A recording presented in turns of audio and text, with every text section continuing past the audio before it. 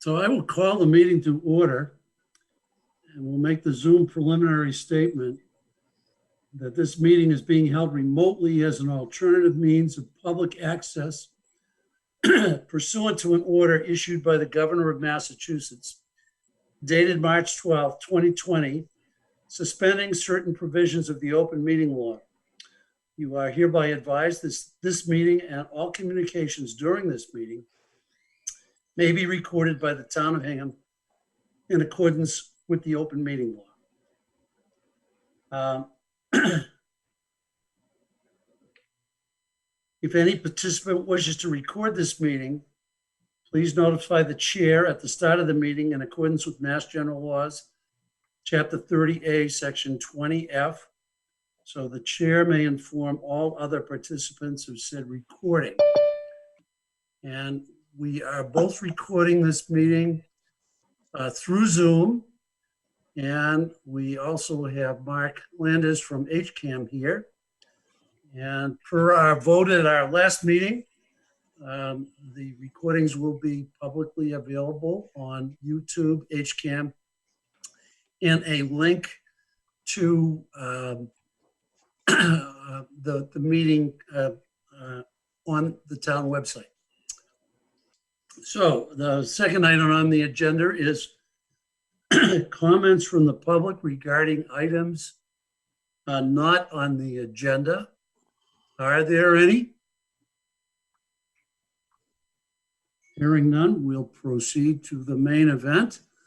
I'd like to welcome Paul Hingham and various members of the Light Board who are with us tonight at our invitation.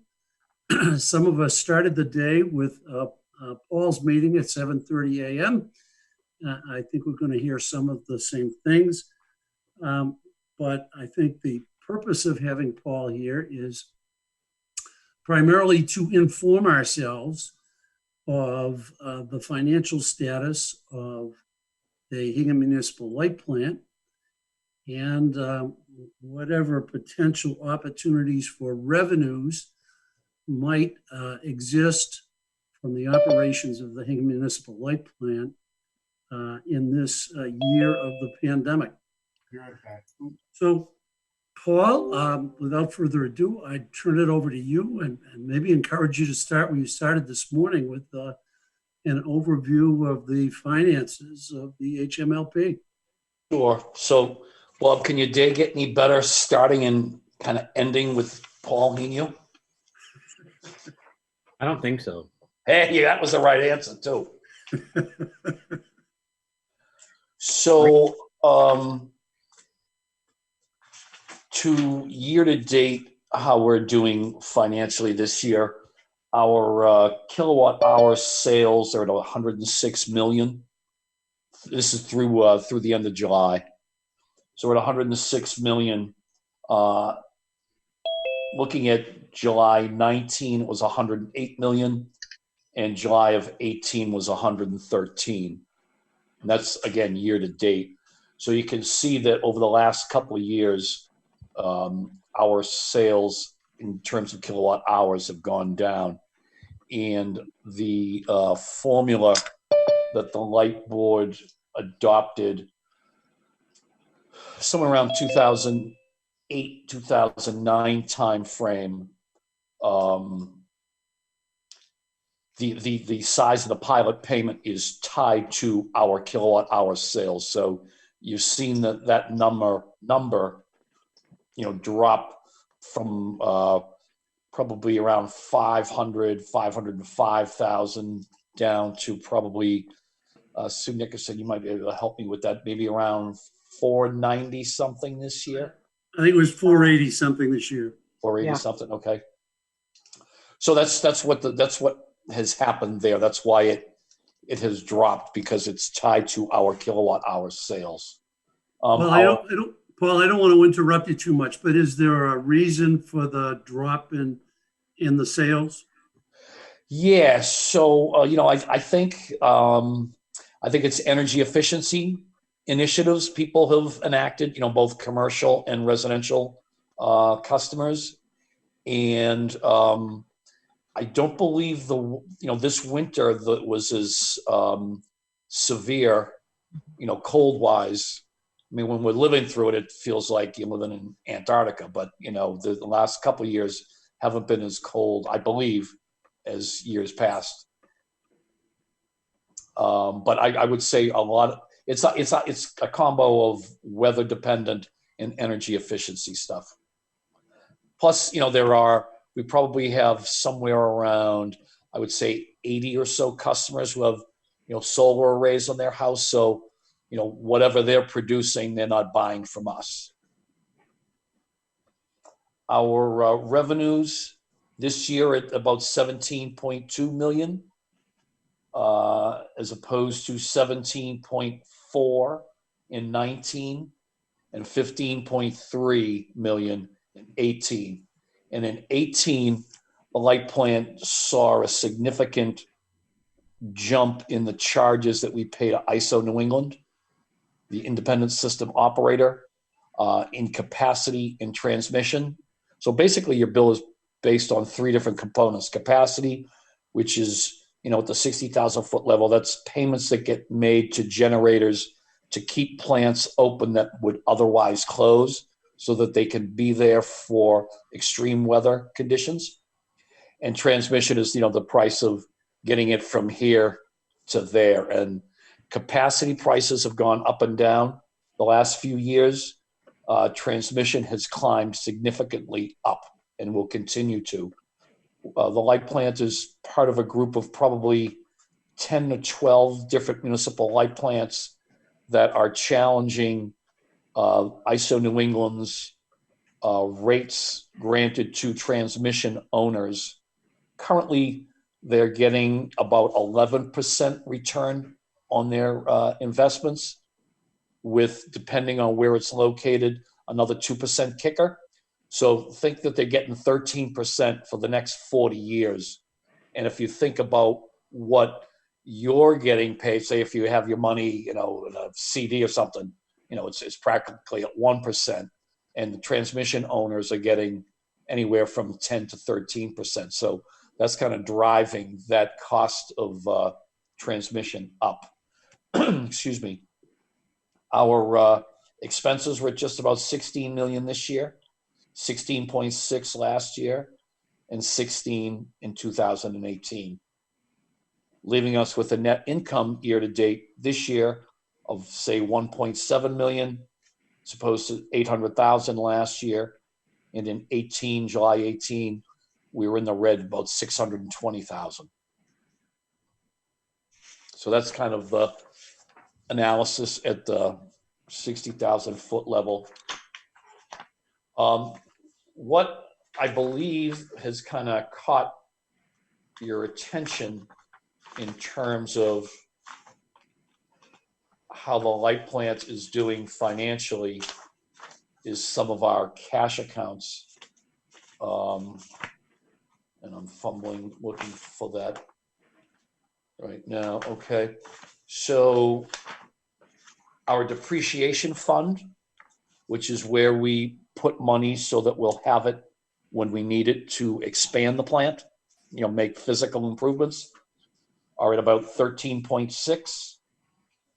Our stranded cost account, which is where we keep money so that when we get faced with a situation like we did in 2018, where capacity and transmission prices jumped, we've been, salting money away there so that we don't have to, hit the ratepayers up for those kind of sudden jumps. That's at about 7.3. And our cash operating fund is at about 6.9 million. So when I got the invitation to speak to you folks, I hired the folks who did our last cost of service study. So basically, that's a study that tells us what we need to charge our customers.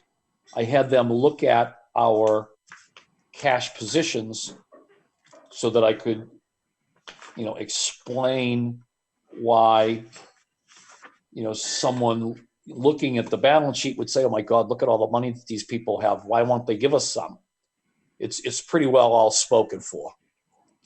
So the cash operating fund, which at the end of 2019 now, had a balance of about 7 million.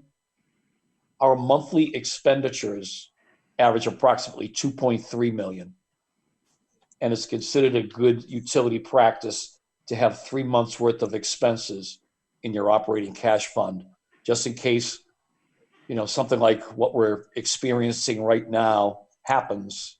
We'll have money to be able to pay our bills in case the customers, God forbid, just stop paying us. Because, our suppliers, there's no, but I'll pay you next Tuesday for the hamburger today. There are serious implications, financial implications if we don't pay those bills, inside 30 days. So we keep, 3 months worth of expenses in our cash fund just for that reason. Depreciation fund at the end of 2019 had a balance of about 12.7 million, and that gets used to pay for system upgrades and improvements. So we've been, building that fund up for years now, just so that in case we need to make some improvements to plant, we have the money to pay for it.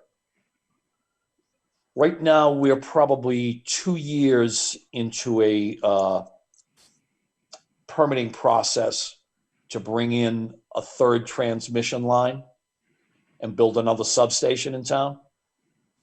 Currently, we have 2 transmission lines that feed all of Hingham, and they're on the same set of structures, which if you were to engineer it, let me rephrase that. It's not the greatest way to engineer bringing in both of your feeds, because if there's ever a catastrophic failure on any one of those structures, both feeds could go out and the town would be without electricity. Probably 3 years ago, we had a big windstorm just before Christmas, and one of the transmission lines that's owned by Eversource, we don't own them. We're not allowed to own transmission lines. One of the feeds had trouble. Eversource took that line out, made the repair, put it back in service. This was just before Christmas, a couple of years ago, 2-3 years ago. So a few days later, another windstorm.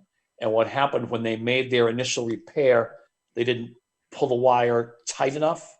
So the wind was causing the repaired phase to kind of blow back and forth and slap the phases alongside of it. So they had to take that line out again. The night that they took that out, with the wind chill, it was 40 degrees below zero. So imagine if anything else happens to that other feed, the town is flat, and we're going to have 10,600 meters not spinning and lots of folks with frozen pipes. So it was at that point we decided that while we've been living with this situation as long as we have, that was a little bit too close for comfort. So we decided to investigate and bring to fruition another transmission line and substation, so that if anything happens to the first 2 lines, we'll have a third. The third will be able to carry the town.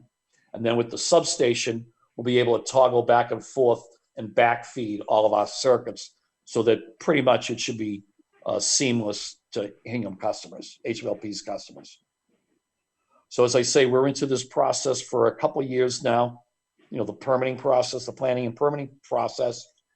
And we recently got a figure of $30 million to build the third transmission line and substation.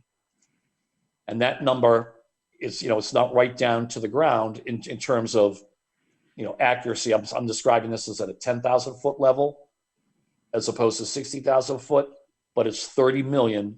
And that does not include money for contingencies, permitting, or land acquisition, because we're going to have to buy land somewhere outside of Hingham proper to be able to put what we call a tap station, where we'll be tapping onto that line and bringing that feed into our new substation. So we're talking about Right. 30 million bucks. And I'm sure you folks are all aware, the light plant can't bond ourselves. It has to happen through the town. So the more money that we have that we can pay out of pocket for this will mean that much less that the town has to bond for us. Andy, you've got a question at this point? I was a little confused. I thought you said 3 million to build a third transmission line and substation, but it's 30 million? 30, correct. Thank you. You're welcome. And like I say, that doesn't include permitting costs, land acquisition, or contingencies, just something unexpected happens. One of the other spots that possibly looked like we had all sorts of spare dough.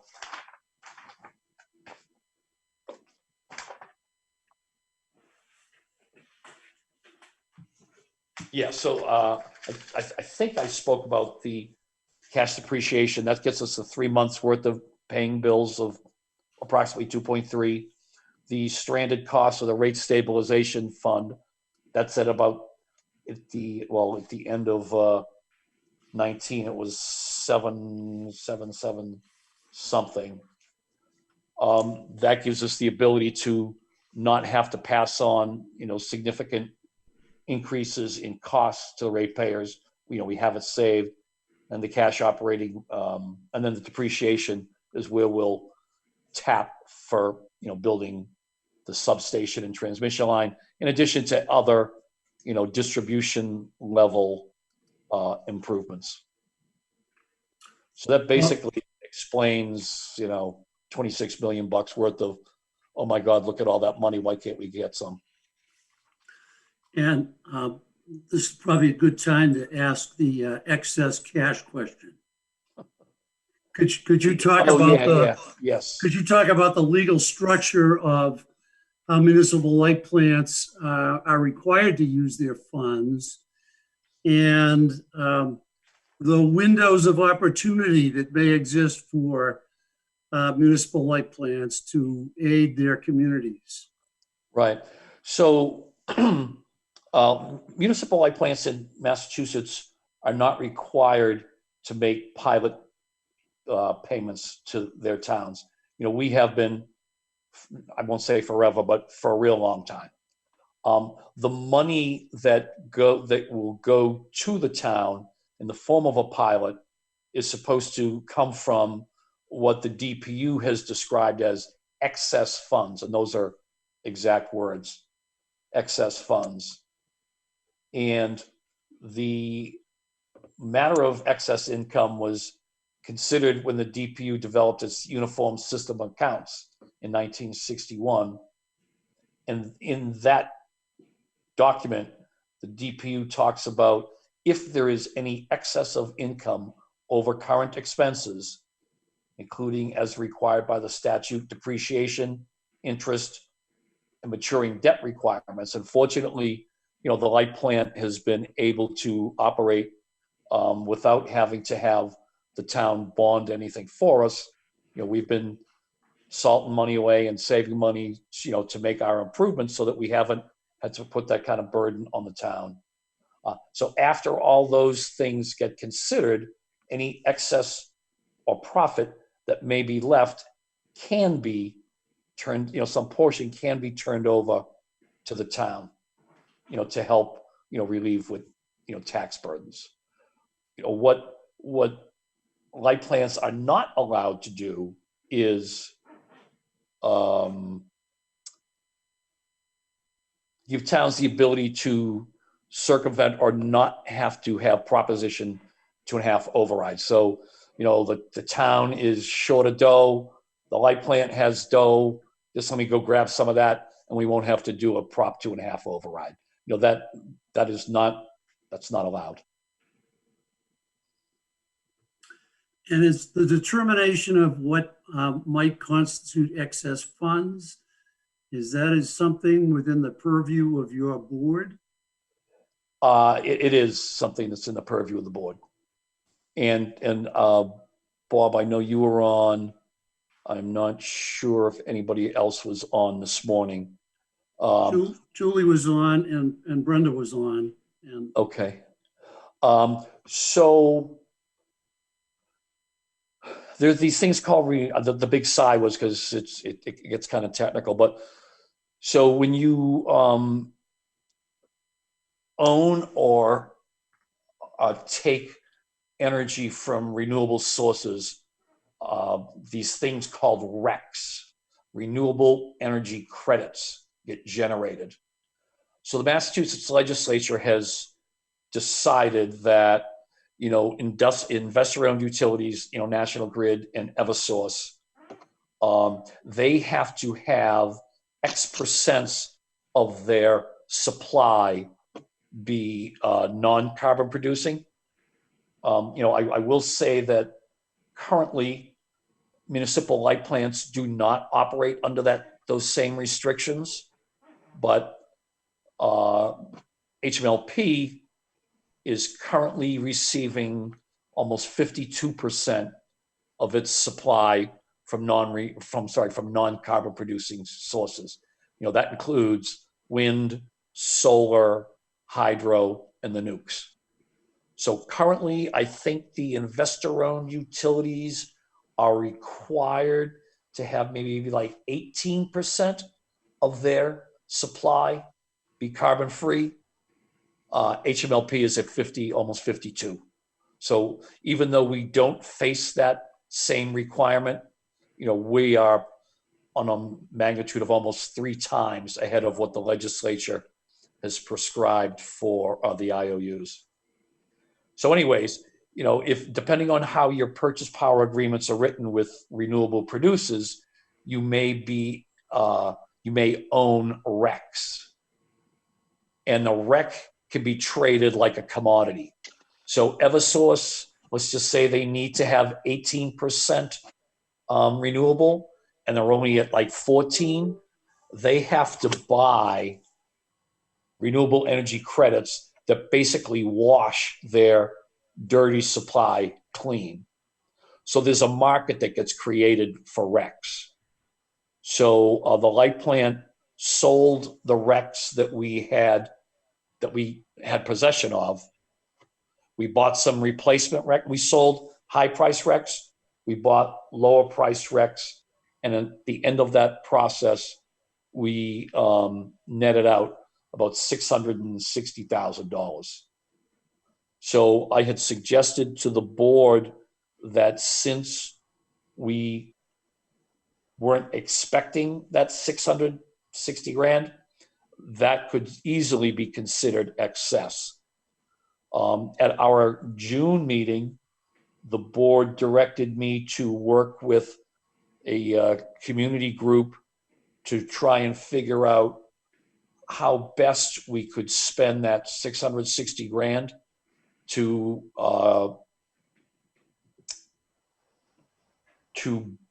incent or to help build additional renewable. I posed the question to them today: do you want to use that 660, as excess for the town? And the 3 board members said that they would prefer that money be earmarked for some renewable type projects, but that given the town's situation as it relates to what I expect is a revenue shortfall, because of COVID, they would be possibly amenable to a single contribution, if you will, to help the town get through this. There were no numbers thrown out there. And basically I said, I told them that I was going to be speaking with you folks tonight, and that I would ask, so what are you looking for? Basically. Right. I heard that you were tasked with finding out what the ask was tonight. That was And- one of my And marching orders that was a result of today's meeting. That's correct. as we discussed this afternoon, it's too early to put any parameters around that. Right. At this point in time, we're looking at all of the revenue streams and the expense streams in the town, and to see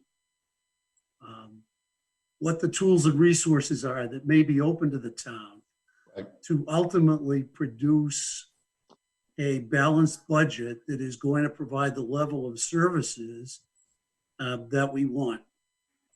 And we haven't even, as you know, I mean, we see you during our budget season. Our budget season hasn't started yet. All the late night meetings haven't begun. And often it's, in the last few weeks that we get down to crunch time Right. when we need to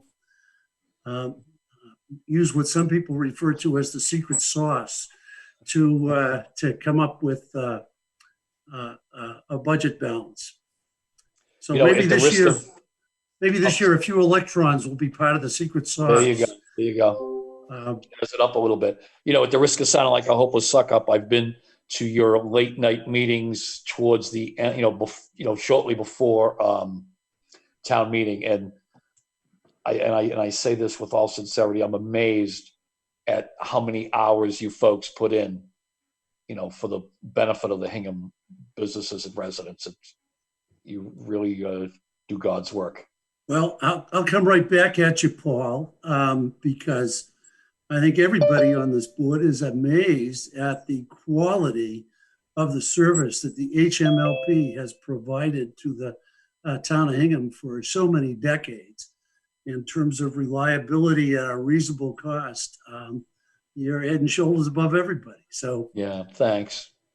Yeah, we have a good board. We have good employees, and it works. When I got the job, I thought to myself, Jesus, this thing works pretty well. Don't gum it up. We appreciate Actually, it your was a little bit keeping more it. colorful than that, but We appreciate your keeping an open mind about the overall town situation and your willingness to play a role. I think we probably need to have a little discussion about the pilot formula that I think has been in place for, you said, since 2002. yeah, or so? 2008, 2009 timeframe generally. Okay. I started in Hingham in 2007, and it was fairly shortly after that it went to a formula. And is that a formula that's unique to Hingham? I don't know that formulas are not unique to Hingham. I shouldn't say most, many light plants do have some sort of a formula. I'm working towards, seeing how ours kind of stacks up, if you will, against others. And I don't have it to share with you tonight, but there is a method to the madness. But again, the calculation or the determination of the formula is within the purview of your board. That's correct. And I will just make the observation that for most of us, our taxes go up by 2.5% every year, but the pilot seems to remain pretty flat. Well, like I say, it's tied to our sales, excuse me, kilowatt hour sales. And, as the numbers that I gave you for the last 3 years demonstrate, our sales have either been flat or going down for probably about 6 or 7 years. So they really, shot off like a rocket, when, Linden Ponds, Derby Street, Shipyard, all that stuff, that big, although as I think about Beale Street, there's certainly lots of construction down there, but, our sales numbers demonstrate that, our sales have not gone up much in the last half a dozen years. Well, which is probably a good segue for you to talk about the Amazon potential. Yeah, so I don't know Bob? if this. Bob, it's Andy. Can I interrupt for a second? Sure, I was going to open it up to questions from everybody after Oh, we got okay. through two more subjects. One is Amazon, which is, I think, potentially very good news on many fronts that Paul can talk about. And the other is green energy in Hingham. Sure. So Amazon is currently in the permitting process with the town of Hingham to, I don't think this is, no, I know I've seen it in the paper. So open up a distribution center in the industrial park in the old Casey Hayes building. Specifically, what it might mean to the light plant is they have plans to have their fleet, their delivery vans, be electric. And when that happens, and it's going to be a when as opposed to if, they are expecting that electric fleet will add 15 megawatts a day to our load.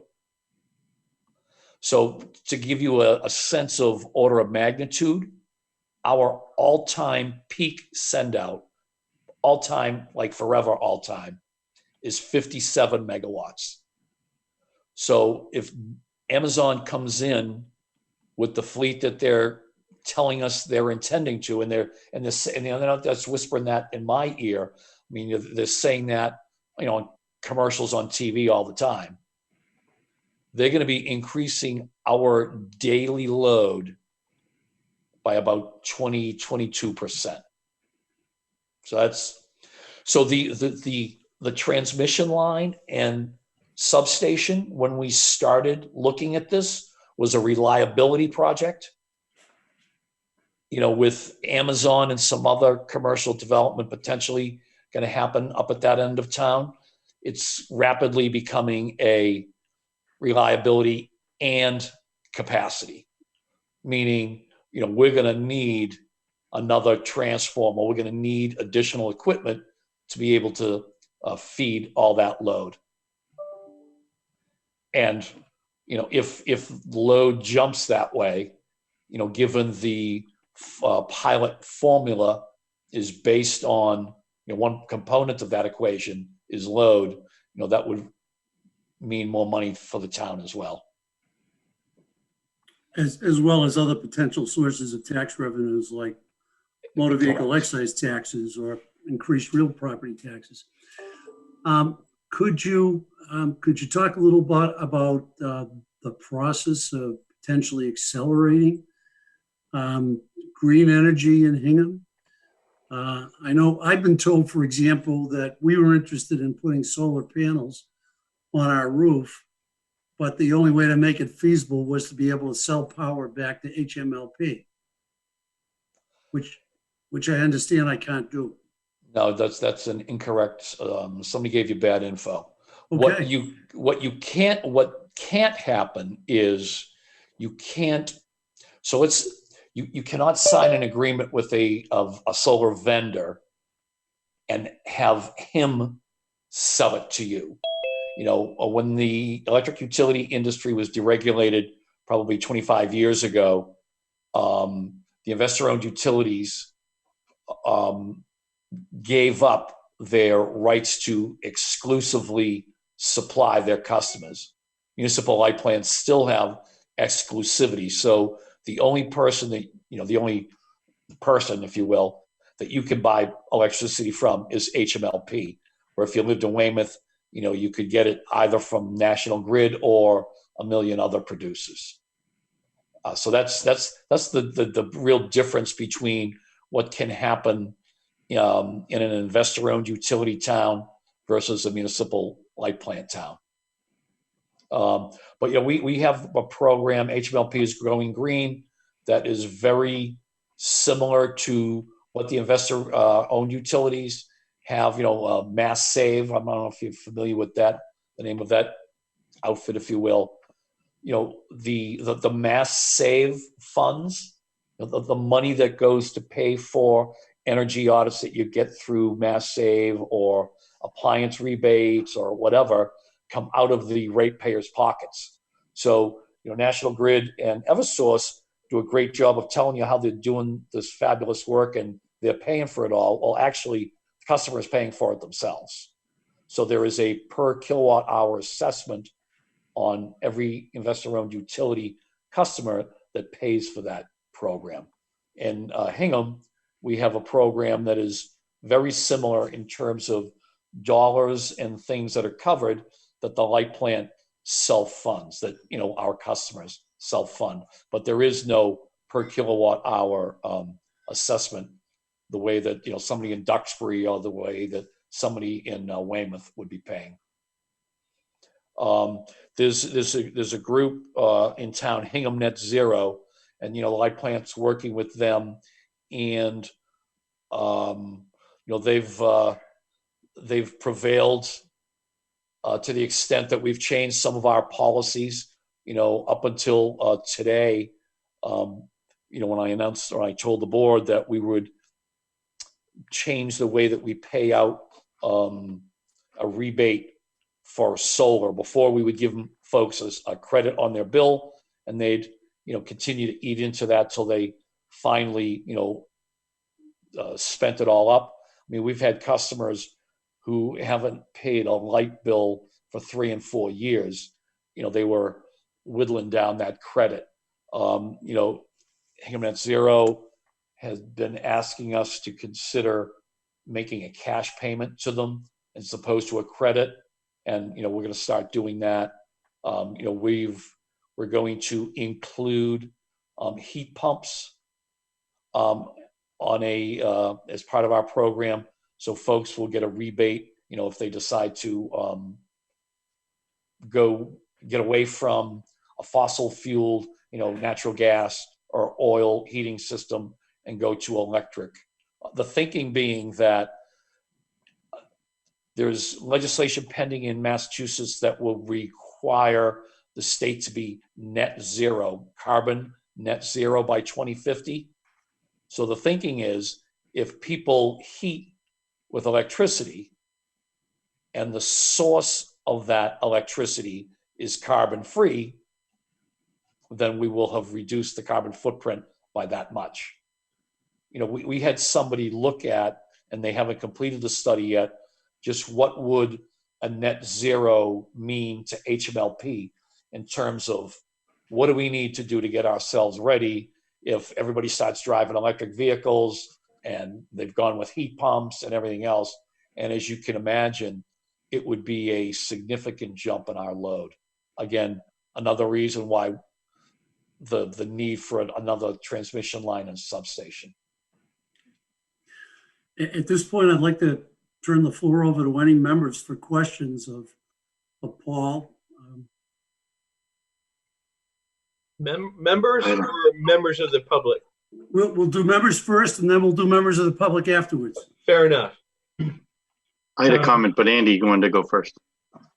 Hi, Paul, we spoke last year and we never got to meet face to face, so it's nice to make your Nice to meet you as acquaintance. well. I just wanted to be clear on a couple of things you said. The depreciation account is shows up on the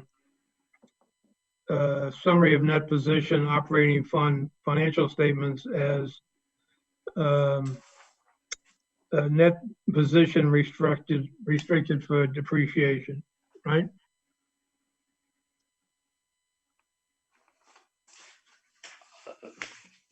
Is that a question? Yes. I wasn't expecting you to go there. I was formulating an answer to something else. I'm sorry again. I just want to make sure I understand that when you refer to the depreciation account, if I look that up on the financial statement, it would be the net position restricted for depreciation. No, Right. It's the cash depreciation fund. I'm not sure what you're looking at. I'm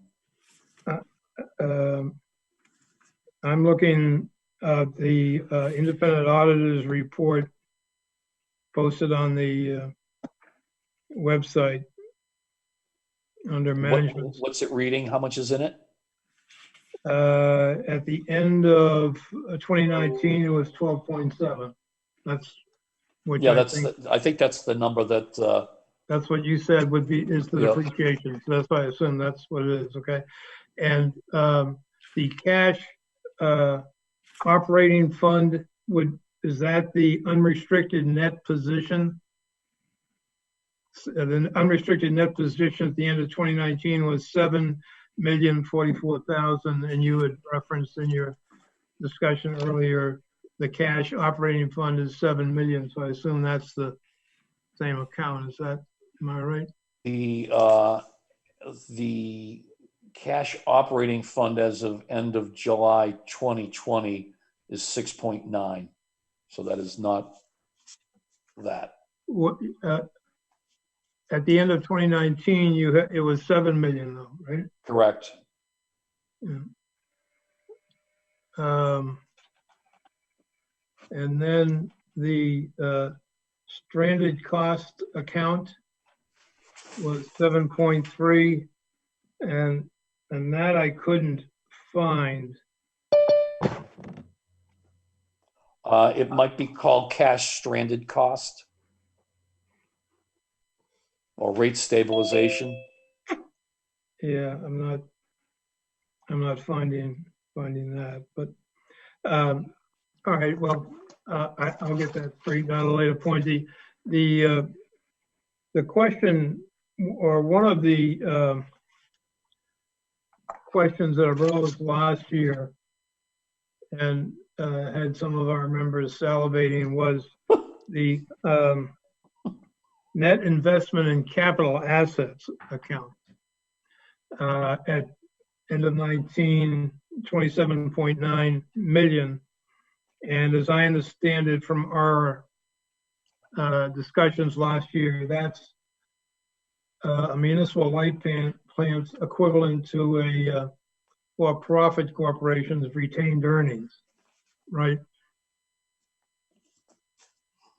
I don't remember if that's how that conversation went, but basically, as I look at the balance sheet, July 2020, the depreciation is 13.6, cash stranded is 7.3, cash operating is 6.9, so 13, 7, 20, somewhere around 27 million. Okay. So the three accounts that you talked about, cashing stranded costs and depreciation, should total of what the net investment in capital assets would be, or No. exclusive of depreciation. Is that right?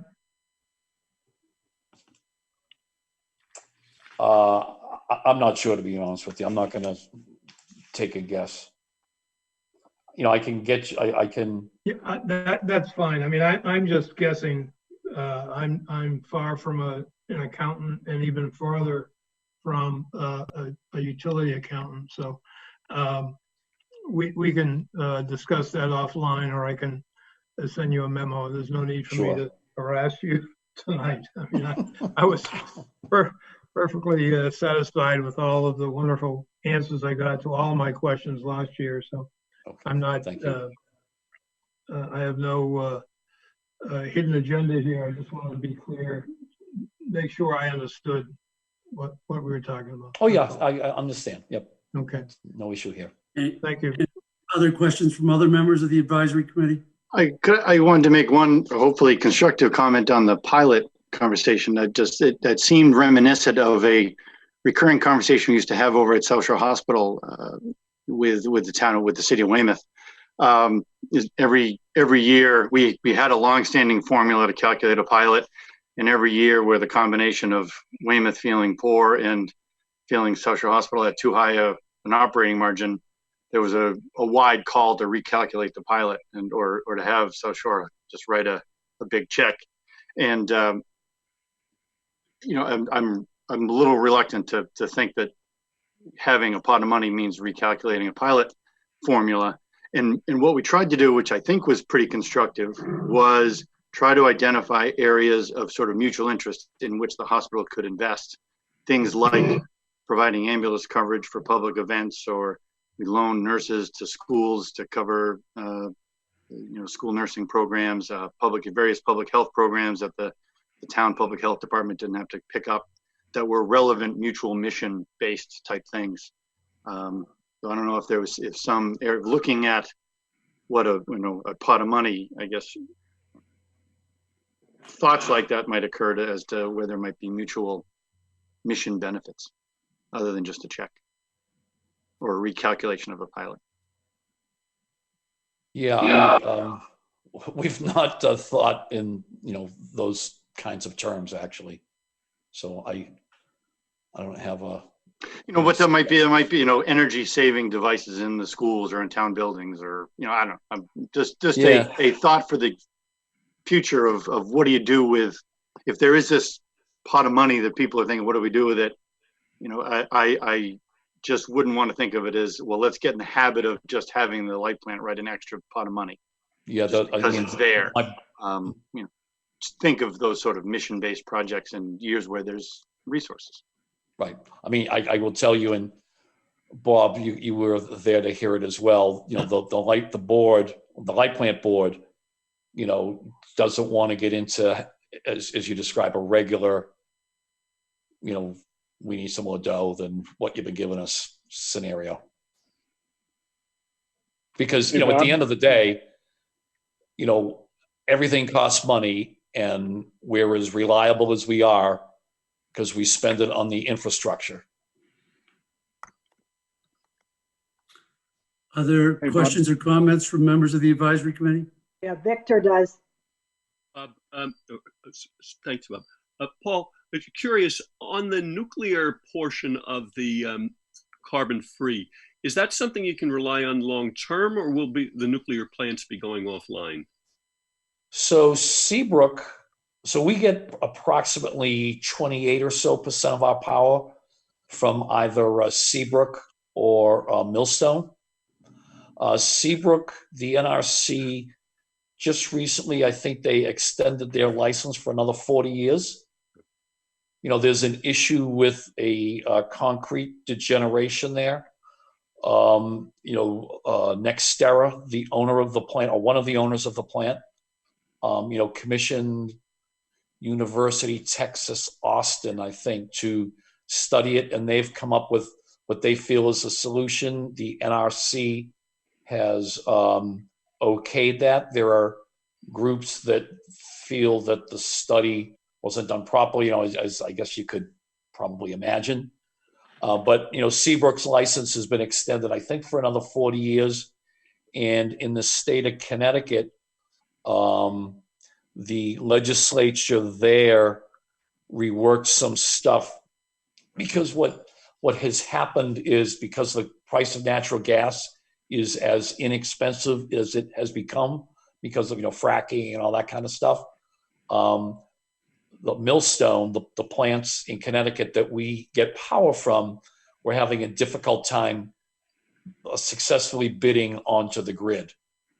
And Connecticut recognized that if you want to have, carbon-free, the nukes have to be part of that equation, because, at the risk of trivializing, the sun isn't always shining and the wind isn't always blowing. So, you need to have that reliable baseload power that a nuke can provide.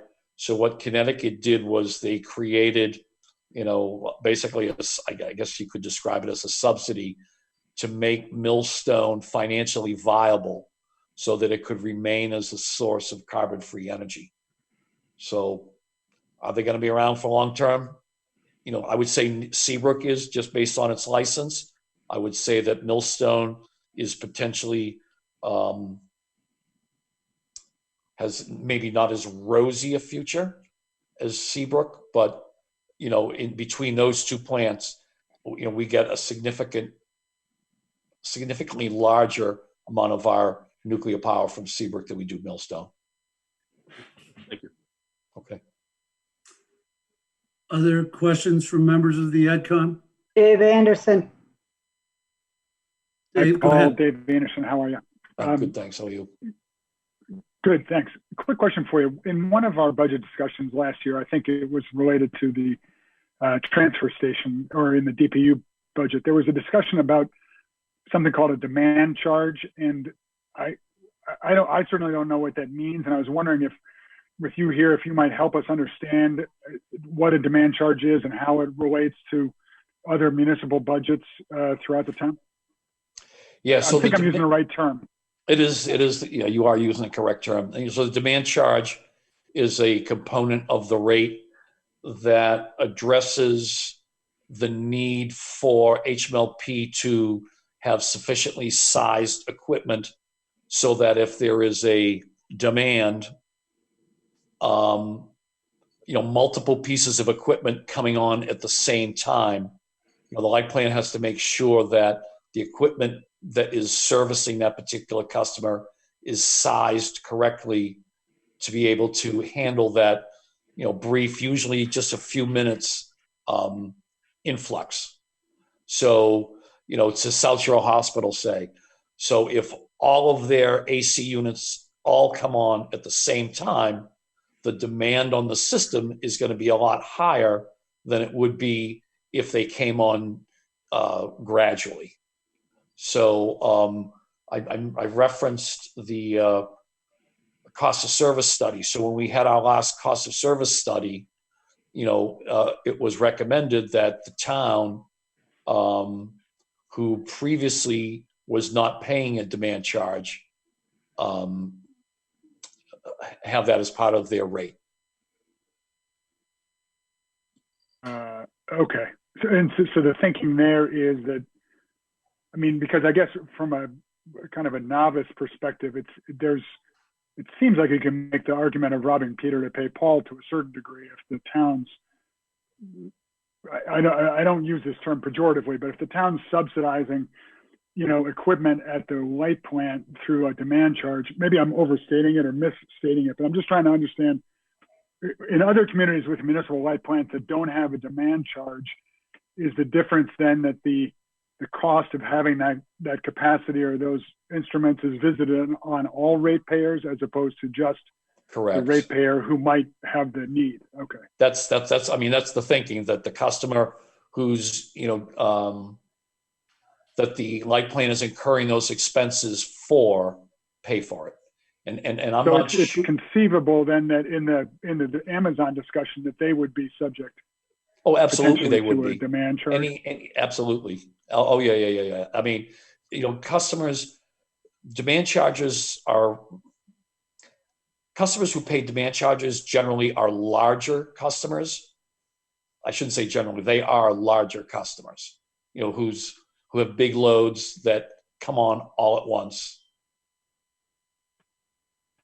Gotcha. And I'm not sure that other municipal light plants, let me rephrase that. I'm not sure that towns, the government facilities and other municipal light plants do not pay a demand charge. The person who did our cost of service study was pretty surprised that Hingham wasn't, because the customer that is using that equipment is supposed to be paying for it. Got it. And then one last question, and I should probably know the answer to this, but when you talked a little bit about the depreciation fund, let's say you wanted to build the new substation on the transmission line tomorrow for $30 million, you've got 13 and change in the till and the depreciation fund, so you're looking at a 20 or a shortfall.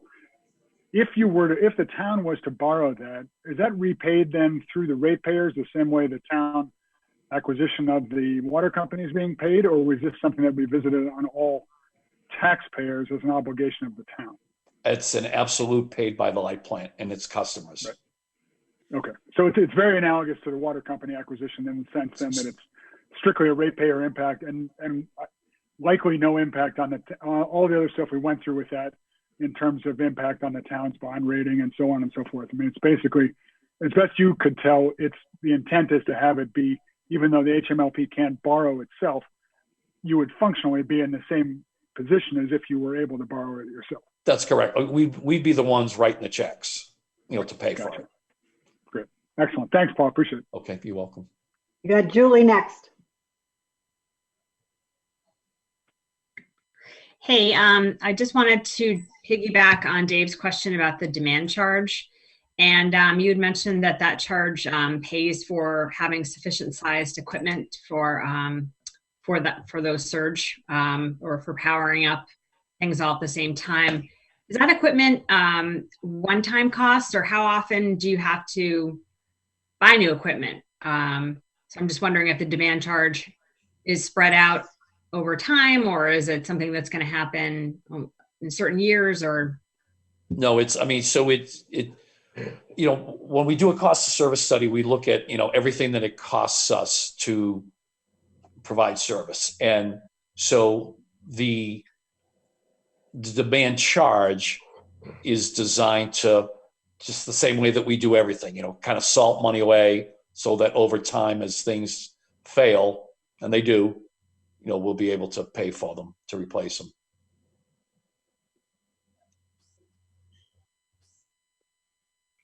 Other AdCom member questions? That's it for AdCom. All right, Mr. Borger, did you have a question? Well, I have several quick comments, and I'll be brief, and a couple of questions. First of all, I want to congratulate Brenda Black, a Hingham Net Zero colleague, in joining the advisory committee. I think you got a real valuable resource there. So, Brenda, congratulations. Number two, Paul, I'd really like to commend you for the decisions that you announced this morning, specifically making the credit an actual rebate check. It may seem like a small thing, but to individuals who are considering solar, it's really a very big thing. It ticks. I did an analysis, by the way, Mr. Curley, if you're considering solar, I would urge you to go to our website and watch the presentation that we have out there.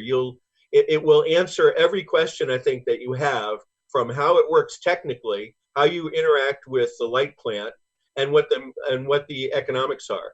And if I show it there that if you've got an average monthly bill of $150 for electricity, you can finance an average size solar array of about 7 kilowatts and still save money.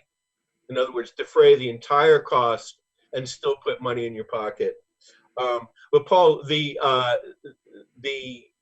changing the credit to a rebate really makes this much more doable for people. They no longer have to worry about staying in their house for an average of 8 years to collect the full credit. And it reduces the cost of solar, the net cost, after all these incentives, down to a point where many people, I think, could self-finance. So I commend you for doing that, and we really appreciate how responsive you've been. I have a couple of questions about Amazon. What I've heard is that Amazon tends to like to put solar panels on their distribution center roofs. And would you anticipate that is your estimate of, I believe you said 15 megawatts per day, is that net of what they might generate from solar, or is that yet to be determined? No, the 15 megawatts speaks to what they would be consuming to charge their delivery vans. So that doesn't factor in the possibility that they might be covering a large or significant proportion of that through solar panels on the roof. Correct. And as I understand it, Amazon is not going to own that building. Casey and Hayes is still going to own it. Oh, I see. So, that building was built, whenever it was built. And I don't know that the roof, is sufficiently built to support that weight. Right. My understanding is that Amazon doesn't own its buildings. They want to be able to pick up and go, the way the mills left Florence, hundreds of years ago when the economics present itself. Right. One final quick question. I personally believe that things are going to get worse with the coronavirus before they're going to get better. And I'm wondering if you have seen an uptick in accounts in arrears. Have your receivables grown, or so far are people pretty much being able to keep current with their electric bills? Because of course, if that takes off, if your receivables increase, that's going to cut into your operating cash flow, and it has very serious implications, obviously. Yeah. So, I mean, we've really been holding our breath on that. You know, the governor and the attorney general have asked municipal light plants to refrain from terminating service, residential customers during this pandemic. And, HMLP and the other municipal light plants have, are agreed to do that. But if you think about it, so in, say, November of 2019, the light plant and the investor-owned utilities went into what is referred to as the winter moratorium. Basically means that, for all intents and purposes, we can't shut anybody off for non-payment. And that restriction traditionally gets lifted. It used to be April, and since 2008, the DPU has asked us to extend it to May. So November of 2019, we were kind of going into we're kind of like the bear hibernating, you know what I mean? We're not going to be able to shut anybody off. And we were getting close. And that's, let me say this, nobody, and I mean nobody at the light plant takes any pleasure in that. There are terrible conversations that we have to have with people, and everybody needs their electricity and wants it. But, so anyway, so we were getting ready to come out of the moratorium when, COVID-19 really, everybody became pretty aware of it. And so the governor instituted this moratorium. Well, we're soon to go into the moratorium again. We'll potentially be coming out of it, May of 21. So we're going to be about a year and a half where people, residential customers, didn't have the specter of having service terminated if they didn't pay. Well, that's a long time. Right now, fortunately, and that's what I'm knocking on, we're not seeing a huge uptake in receivables from our residential customers. Well, that's good. We are seeing, small and smaller businesses, retail places, filing for bankruptcy. We have a policy where if a customer doesn't own the property where they're getting service, we require a security deposit because, because we are a municipal light plant, if somebody, for lack of a better, beats us for some bills, we have the ability to put a lien on the property. So when the property gets sold, we get paid. Same way as the town does with taxes. Sure. If somebody is a renter, they don't own the property, obviously we don't have that same ability. So for that reason, we have, security deposits. For probably to about the 90th percentile, businesses don't own their properties. So for most of them, we'll have security deposits. So, even for those that are going out of business, we're fairly well protected that way. Okay. Thank you. Any other members of the public that have questions? And unless there's any further question or comment from the AdCom members, Paul, I'd thank you and your board for a very productive hour of information. Keep up the good work, and we'll see you in budget season. All right, very good. Thanks. Have a good night. You too. Okay, now we have our next item, which is review and approval of minutes from the meeting of September 15th, 2020. I think everybody's probably had an opportunity to take a look at them. In approval of minutes, I wanted to add the word meeting after June 30th. And other than that, I didn't see anything else that required a change. Bob, if I could just jump in, I got a couple of changes from Libby late this afternoon. So let me take you through those changes.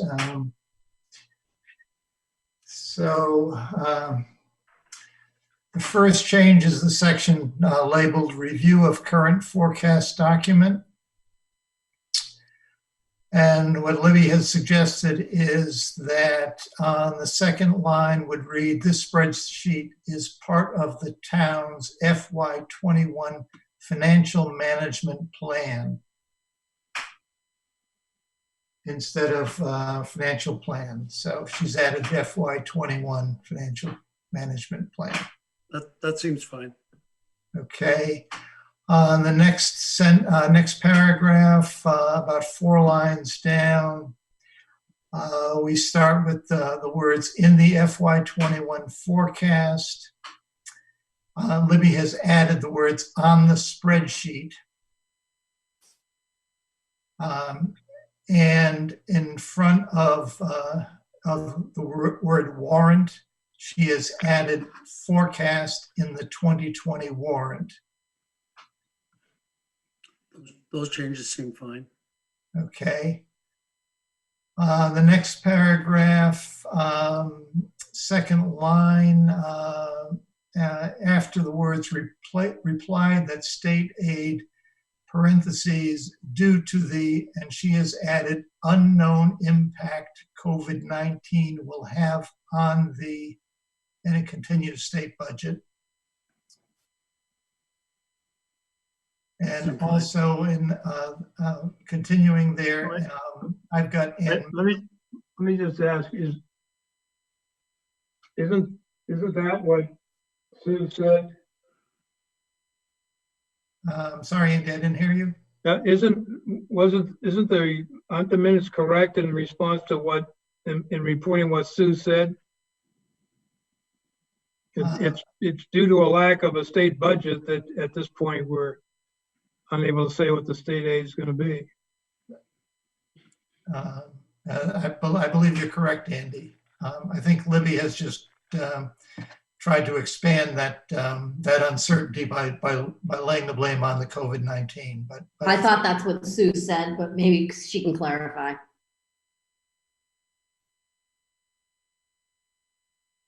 Well, yeah, I mean, the state budget hasn't come out yet due to the COVID.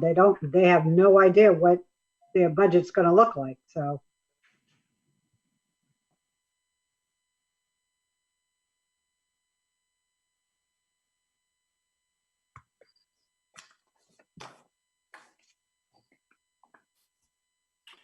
Anything else, George? So in the next line, I've got and meals tax receipts, and Libby has added lower in front of the word due to, and then again she has added COVID-19 after due to. And I think Sue's comment in that one was that we were concerned with a resurgence of COVID-19 because the current meals tax budget does reflect lower COVID-19, lower revenue due to COVID-19. So I think what we're talking about there was a resurgence. So in that case, I'm not sure that Libby's comment is appropriate.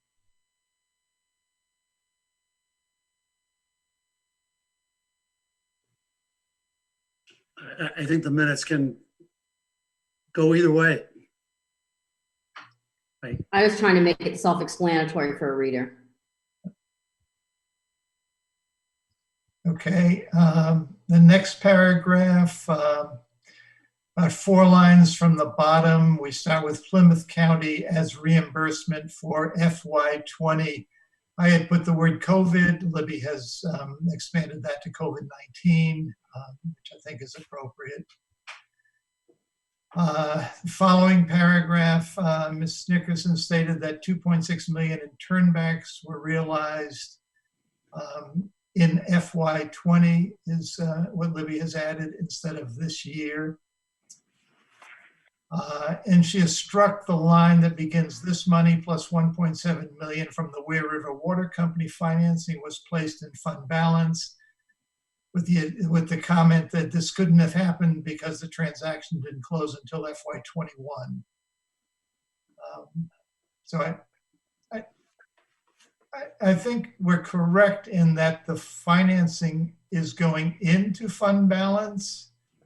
And maybe it's just the wording of what I've got here so that it appears to be that it all happened in FY20, when in reality it's a combination of FY20 and 21. Well, as of our last meeting, Sue, had those funds gone into fund balance? No, and it won't go into fund balance until the end of this year. Okay, all right. It will go into revenue, but it won't go. It won't drop to the bottom line until the end of this year. Okay. So Bob, my point there was that the surplus for fiscal 20, the 1.7 repayment could have nothing to do with that surplus. So I didn't want to state a false fact in the minutes. I think you're right, Libby. Okay, so so how should I treat that 1.7 million? Or You take it out. Yeah, I would just strike the sentence as I did. All right. That sounds And good. just to let everybody know, all these numbers on this monthly financial are all unaudited. So 2.6, 1.7, you will get that in my fund balance memo in November. Okay. So there's no dropping to fund balance at all until the auditors are done. Okay. There is one other change that, so, all right, so the next paragraph, and this was both from Victor and Andy, discussion of public safety facility and potential special town meeting. On this third sentence, I've used the word discovery, and they both suggested I change that to due diligence, which I have done. And the town meeting is being called the special town meeting, which several of you had commented on.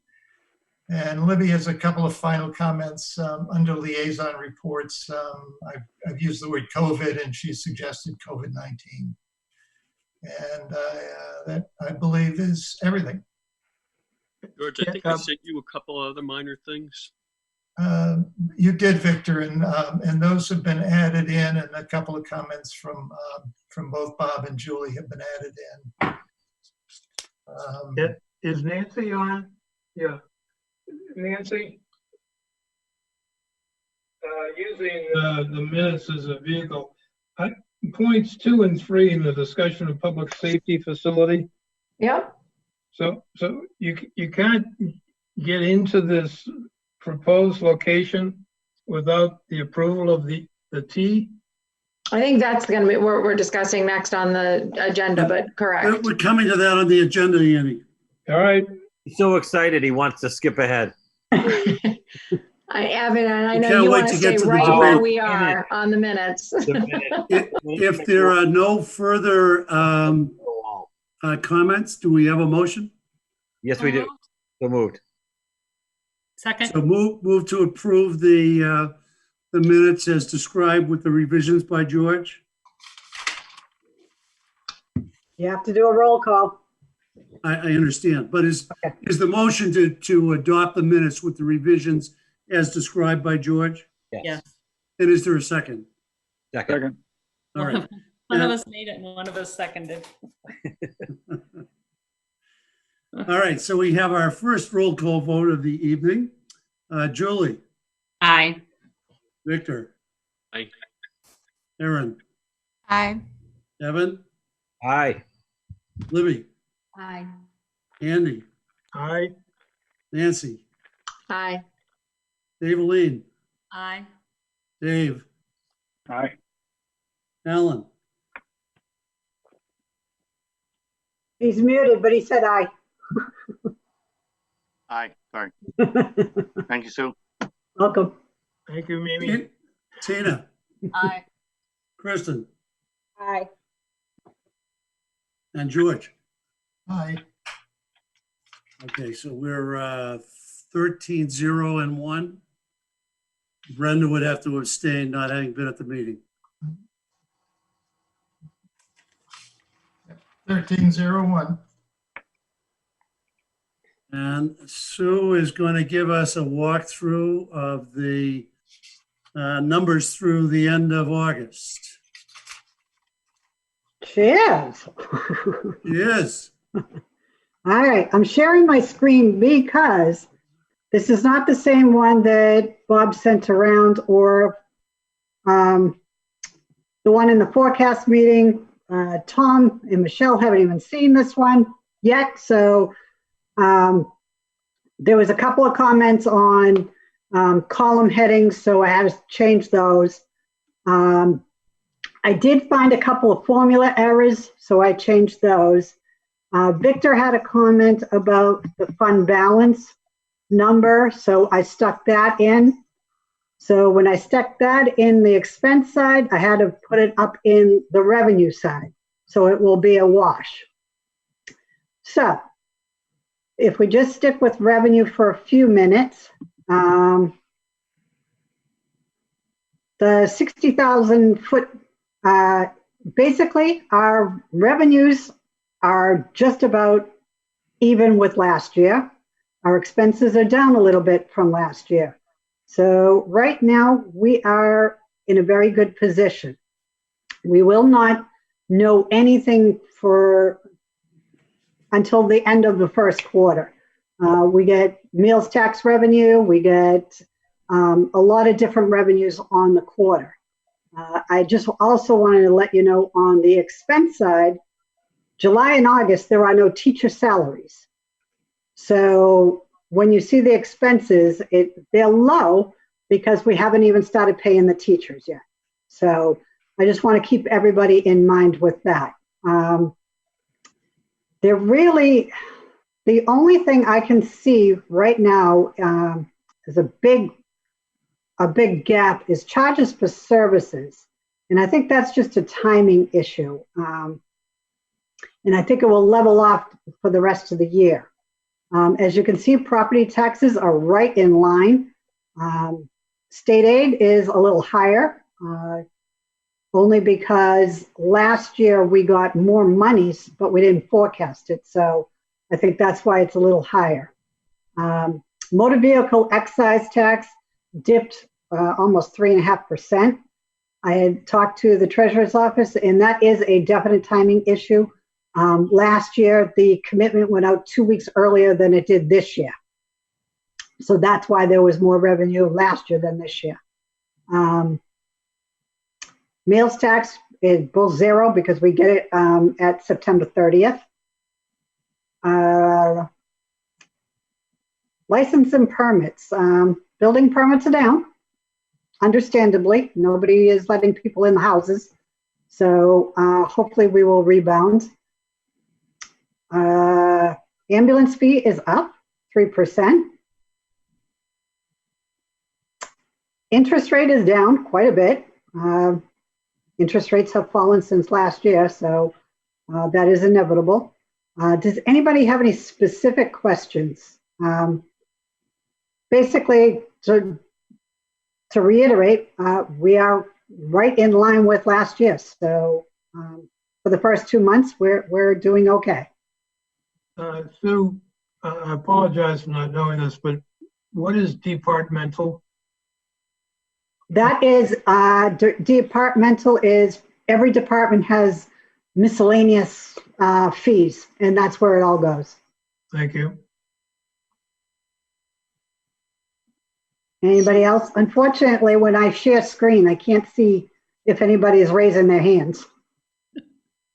Sue, you may have adjusted this on your chart, but so following up from Libby's question last time about the unused levy capacity, does the chart reflect the budget as voted at town meeting, or is it the forecast in, I guess, in May, which, was before we made certain adjustments, including that unused levy capacity? Well, that was my big question. When Libby had asked that, I went back and I'm looking through the minutes and all that. We took, if this is incorrect, we can switch it. It's not going to affect this spreadsheet really whatsoever. When we did this spreadsheet, we took the unused, we stopped the unused levy capacity and put it down into the overlay account. Mm-hmm. So we're taxing at 100% and we're using the 500,000 instead of unused levy capacity. We are putting it down into the overlay for the means tested exemption.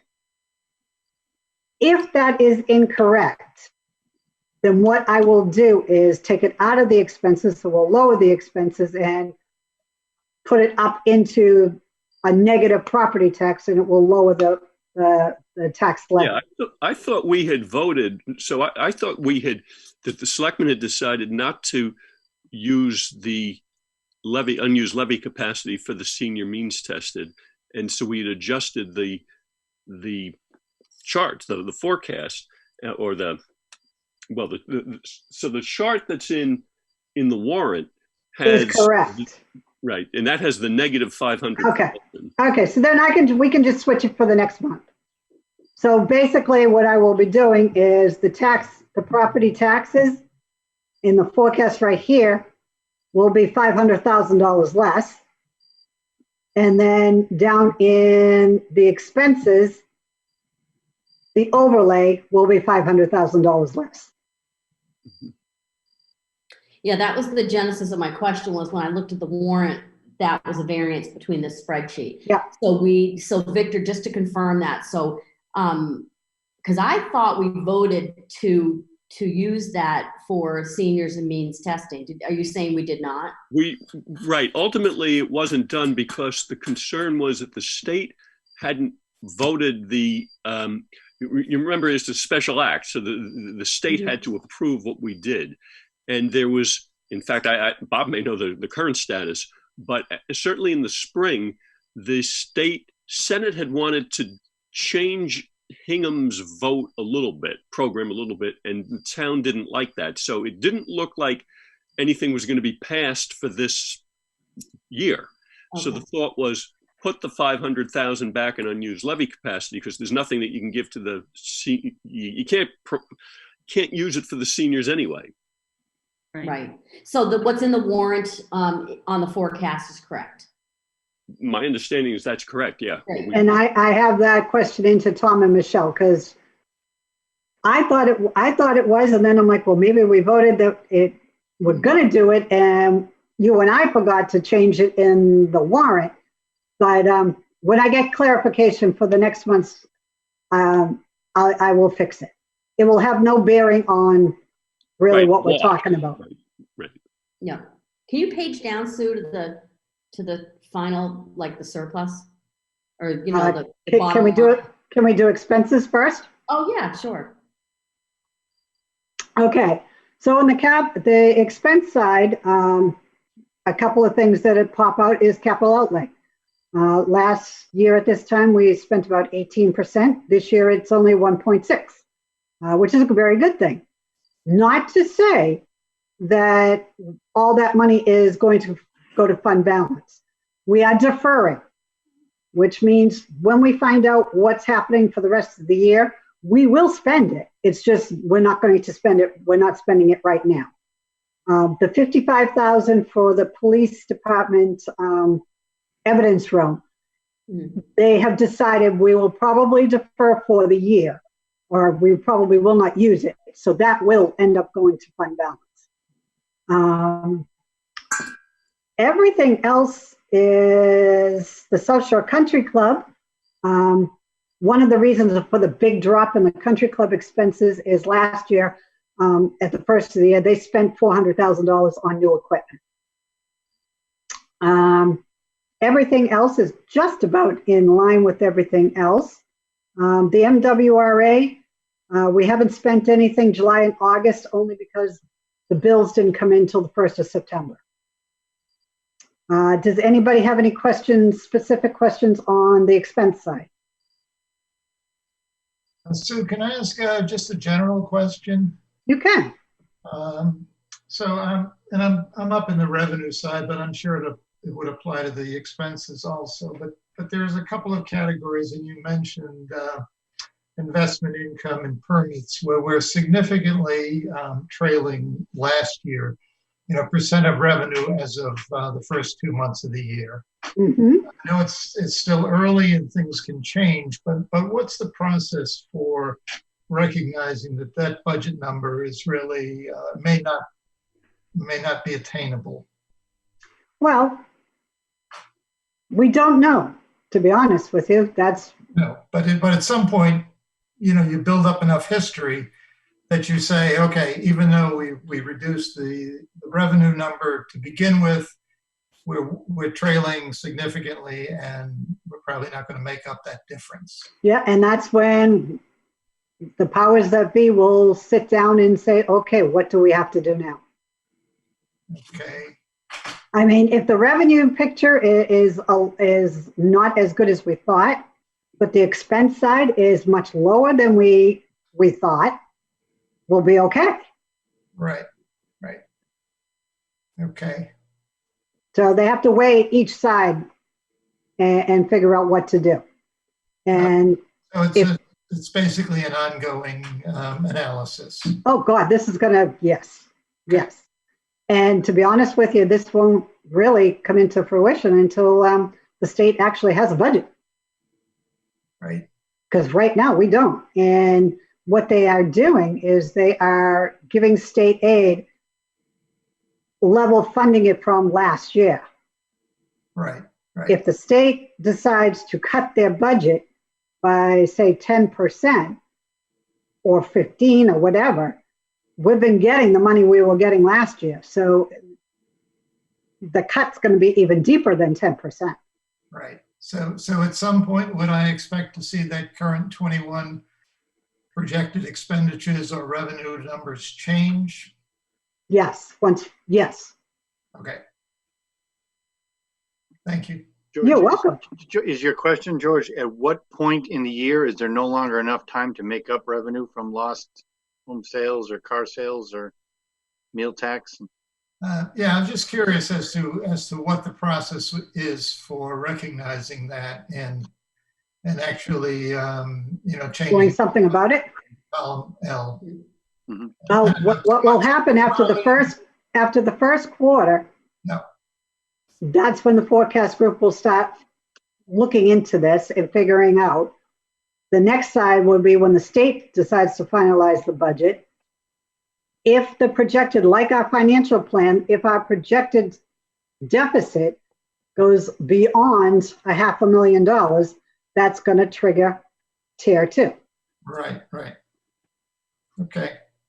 So So you're saying that sometime after Q1, we might expect to see some changes in those projected revenues or expenses? Possibly. Okay. Did I hear Libby? yeah, I just had a question. The other, under the expenses, the last item, the other articles of the row 48 there with the 1,168,600. So Yep. are those for articles that were from fund balance? Yes. So where I didn't see up above that in under sources for fund balance. Yes, if you look at fund balance line, it's $1.1 million higher than, Okay. So that one you just increased by that same amount. Gotcha. Yep, that one, because it was like 3.6. We can't see all the revenues and expenses on the screen, so. Okay. Sorry. And I forgot I didn't send this out. That's okay. Hey, Sue, this is Dave. Can I ask you a quick question? Sure. I'm curious about South Shore Country Club, and maybe you or somebody else who's a liaison knows. I'm looking at the revenue numbers in particular, the expenses you explained with the equipment purchase, but I know there was some conversation about obviously the dramatic impact on the event business and the restaurant business at the country club, and talk of modification to the lease. And I can't recall if the budgeted number for revenues for the country club was made with a restaurant impact in mind, or if that is something that's kind of yet to be accounted for. I mean, I imagine it's been a good golf year because the weather's been great and people haven't been going to Boston, but I know that the restaurant has struggled for obvious reasons. So do you know where that all stands? I actually do not. But the restaurant the revenue from the restaurant goes to Elio anyway. So anything for the restaurant, it stays with the restaurant. They pay a lease. Right, but where does our lease revenue, the lease income comes into the South Shore Country Club revenue line item, doesn't it? Yes. No? I know they had a meeting about that, but I wasn't at the meeting and I don't know what was decided. So whoever is liaison for the country club might have more information.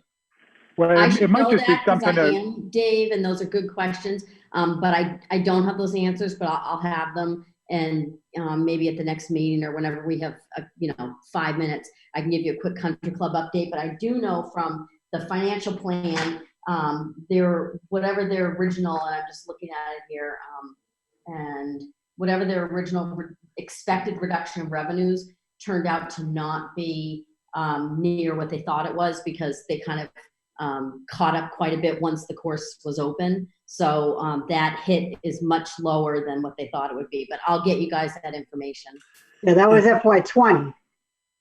Yeah, for the end of 20, yeah. But in 21, for the most part, yeah, golf's pretty full.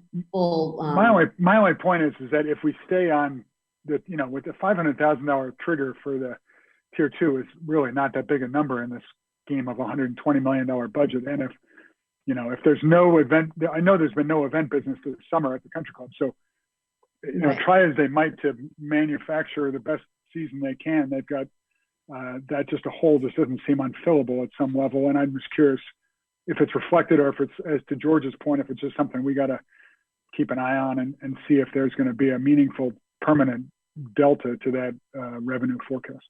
Yeah, and I think, as you said, I think really what the question is, to what extent is Elio looking for any rent relief because he can't have functions, because there's the events have no impact food-wise on the revenues from the country club. So it would, though, if what you're getting at, Dave, is if there was a golf event that also included food, you're not having those golf events, but it's only the golf side that's going to impact the club. But anyway, I'll get you guys an update. I have some information that I can share with you on some of those questions. Dave, on the restaurant, I understand from the phone call we had with Tom and Michelle and Sue last week that the town is trying to make an accommodation on the lease payments that, makes business sense for everybody. Yeah. There actually has been some event business because the outdoor tent has been used almost every weekend and some weekdays. The indoor event business has gone away, and golf revenues actually worked out, I think, pretty well because of all the cart rentals and the weather. I think there is going to be a big cold weather impact on the event revenues once it becomes impossible to use the outside tent. Right. Well, it'd just be nice to know what the order of magnitude is. That's all. Thanks, guys. Appreciate it. Okay, Andy. The pilot paid by the light plant, does that come in one installment In June. in next June? Next June. I take it that's part of the negotiated agreement? No, I don't know about that, but that's how we've always done it. Okay. And so that number is going to come down, presumably, based on what we were told tonight about the lower kilowatt hours. So it'll be less than last year's actuals. Well, we'll see. They got a couple of more months in their year, so we'll see. Keep your lights on, Andy. Their calendar year too, so just to let you know. So their calendar year. So whatever the sales is as of December 31st, 2020 is where that formula will go in. And one more thing I want to say about revenue is because when we go to the bottom line, the tax revenue we got July and August has to roll us through September, October, because the next tax due is November 1st. So this tax revenue will be very little the next 2 months. So when you see the actual bottom line, you're going to say, oh my God, we're doing great. But just remember, we will not get tax revenue for the next couple of months, and school will now start paying teachers. So the expense side will go up and the revenue side will not go up as much. And everybody, I just want to let you know with the FY20 actual, where it was 4.7, it is now down to 3.6 because there was a formula error up in the expense side. And I will detail all of FY20 actuals once the audit is complete and I get time to do my fund balance memo. Any other questions on the August financials? Oh, looks good, Sue. Thanks for all the help. You're very welcome. Was there anything on the monthly scorecard, Sue, that you wanted to mention? No, because actually the monthly scorecard, all that is basically the analysis worksheet, and I don't think anybody has changed any of the projections yet. Okay. Well, if there's no further discussion on that, we can move on to thank you, Sue, and you're welcome. Move on to the public safety facility. Nancy. So, excuse me. So the committee has been in a good cadence of meeting every Thursday night. So the last meeting was last Thursday, September 24th.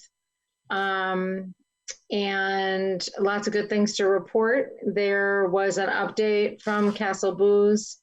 They have proposed, I think they're pretty much sticking to a 3-story building on the site. They did a lot of jiggering from the previous meeting. They're really working at quite a speedy clip, I have to be honest. It's been impressive, the changes that they made in the week's time.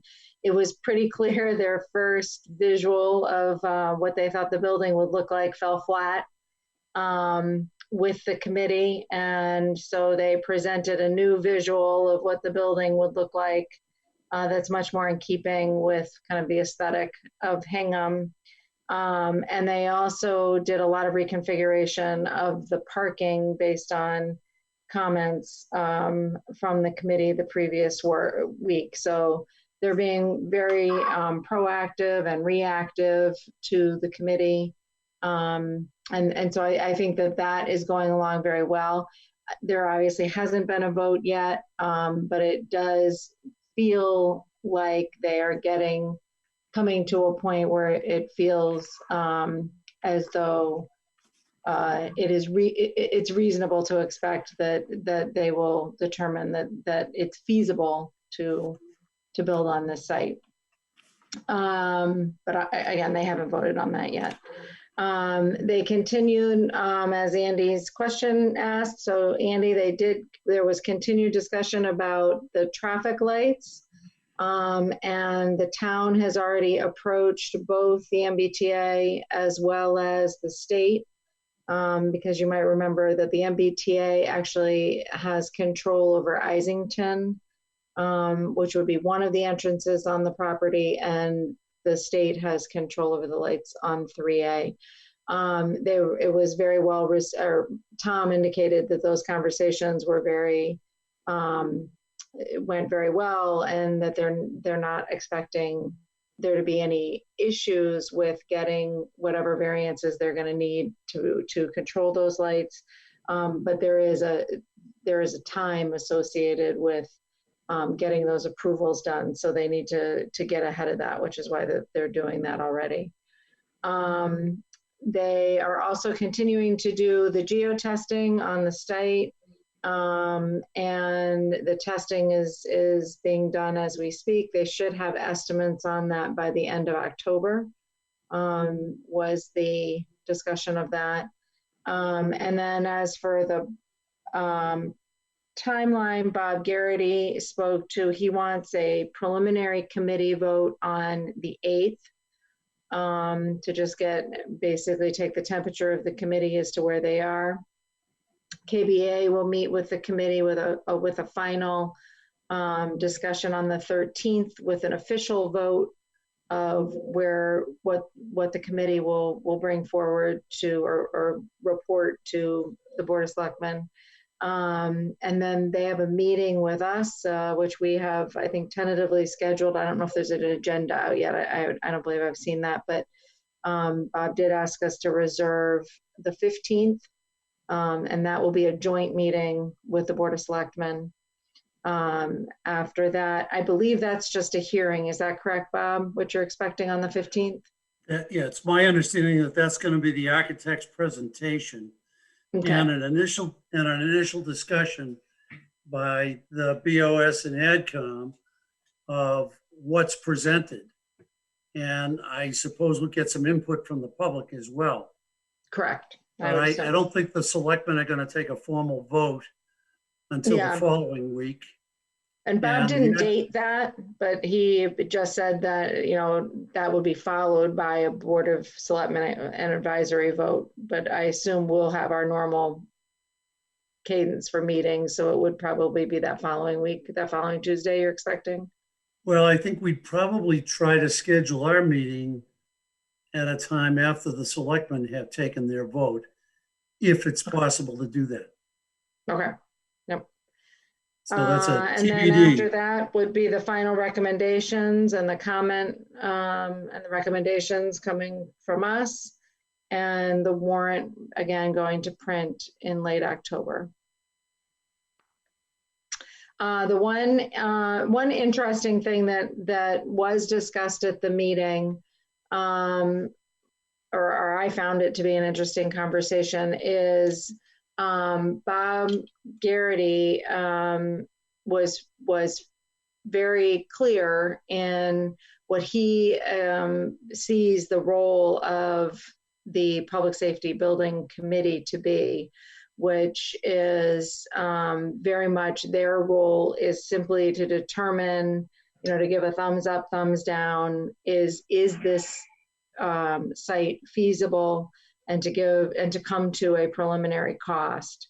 They do not believe, or he does not believe, and it's his committee, so that they are to be marketing this. So there was discussion amongst the committee of really whose job is it to make sure that that the town and that town meeting is fully educated on what the purpose of this warrant article will be and the value of it to the town. So I think at the end of the day, it's ultimately the town administrator and the Board of Selectmen to really spearhead that. I know Tom is working with Harbor Media. They're going to be doing some videos of the current conditions at the fire station, at North Fire Station, as well as at the police station. Those videos will probably speak for themselves. And then there will have to be some effort to discuss why this particular piece of property, which is the real ask at town meeting, is really what we should be shooting for. Any questions or comments for Nancy? Just refresh my memory on the address of the property, Nancy. It's 355 Lincoln Street. It's if you were facing the water, It is to the right of Fresh Market, and it's in front of the MBTA parking, and it's kind of in between the MBTA parking and Talbot's headquarters, The old for all intents and purposes. So Right. the Essington light that we're talking about that's under discussion is the one that if you went straight across, you would go up into Talbot's. Yeah, it's Eastern Yacht Sales used to be there, right? Yes. I think it's Russo Marine. They may have had several names, but Russo Marine, I think, is the seller. Eastern Yacht Sales was there forever, and then Russo, I think, took over for a few years. And somebody, I don't know if it was on this committee, somebody asked me at one point, and I just noticed that, and I've gone from pink to orange, that somebody on this committee asked me, or I believe it was on this committee, what is happening to Russo Marine, and hoping that nothing untoward happened to them. And nothing did happen to Russo Marine. They actually had two facilities, one's in Quincy, and so all what they're selling that was in Hingham is gone to Quincy. So they're still very much alive and well. Nancy, Yes. did you say then that the committee will come up with, so not just if it's feasible or not, but you'll actually come up with a cost estimate? Is that what you said Bob thought that?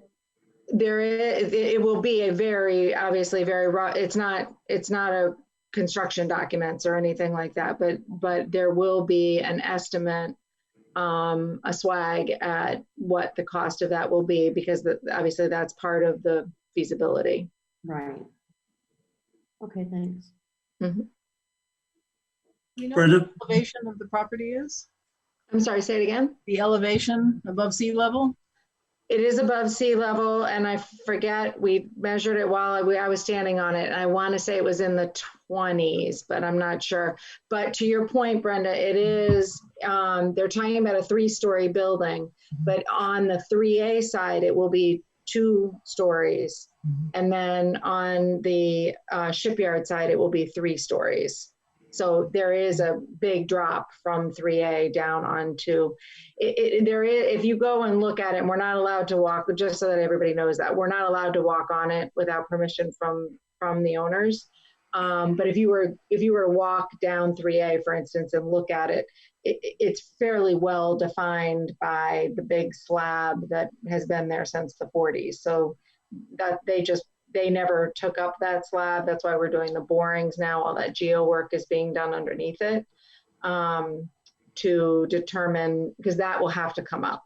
And they're determining, if there's going to be a major cost. So far, good news, they have not found anything that they're concerned about under that slab.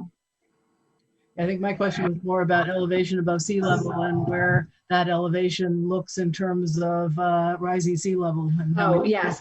And that is, there's been, and the town engineer, JR, has asked a lot of questions about that, as well as any kind of storm surge that we might have in a nor'easter and how protected it's going to be, particularly all the vehicles and everything that's in there. So they're very, very cognizant of that and how they're designing the building and the parking and where the vehicles will be.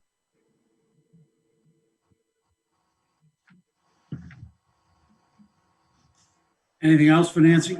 Yeah, I have a question, Nancy. I might have missed the timing of this. So we're in the middle of the feasibility study, which wraps up when? So they're looking right now that they will take a preliminary vote on the 8th, which I believe is next week. Just to get, Bob just wants the temperature of the group. And then their official vote will be on the 13th. So they meaning the building. I'm sorry, the fire station, the public safety facility building committee, their official vote will be on the 13th. Then the hearing before AdCom and the Board of Selectmen will be on the 15th, and presumably our votes will be the following week. So I'm confused. So there's a preliminary building committee, and there's going to be a vote on whether or not the site is feasible or not, and then we're going to vote on whether it's feasible or not, and then we're going to I'm sorry, they're going to vote on whether they think it's feasible, and then well, maybe Bob, you better be better to speak to this, but the Board of Selectmen and the advisory, I believe, is voting whether we agree that the project should move forward based on their recommendation. It's Yeah, like a we're ultimately warrant. going to vote on a Voting whether we- recommendation Yeah. Right. to spend the amount of money in the purchase and sale agreement, plus some initial dollars, I think, for construction documents, permitting, that sort of thing. And I mean, feasibility, I suppose, is a subset of that recommendation. If we don't think it's feasible, then I don't think we we're going to don't vote. recommend spending the money. Right. So we're going to go from feasibility to vote whether or not it should move forward to a special town meeting in how long? All right, let me go over our schedule. We're going to have a joint meeting with the Board of Selectmen on the 15th. Yeah. And the warrant has to go to the printer 1 week later. So all of our deliberations and a vote need to occur in 6 days. Yeah. As Nancy said to me this afternoon, it's a pretty short runway. It is. So my feeling is that on the 15th, that we participate in the joint meeting and that we recess and that we have our own separate Zoom AdCom meeting to deal with this topic only, at least in a preliminary way, to discuss how the AdCom wants to move forward with it that Thursday night, provided we have time. I mean, if So the joint so meeting we goes are for saying 3.5 we would- hours, I don't think, but we need a meeting the following week on, or 2 meetings on Monday, Tuesday, or Wednesday. So can I just one more question? I'm sorry, because I'm still a little. We have to have a special, if we're going to have a special town meeting, if we go through all this stuff, it feels like we're trying to beat the amount of time we decided to buy a water company in with this one. So if we choose to do this, when do we have to have the special town meeting by? I think, Evan, I think the question you're asking is how long we have to purchase the property based on the PNS right now by December 30th. Okay. Is that your question? Like that's really what we're working up. Yeah. That's what our timeline is based on. Yeah, my question is, what's the rush? And And the I rush think is the commitment that we made as part of the PNS. Yeah, it's and a hard deadline in the November- PNS. I think And there's a the November 30 deadline for the town to be able to walk if town meeting hasn't approved it. Right. Okay.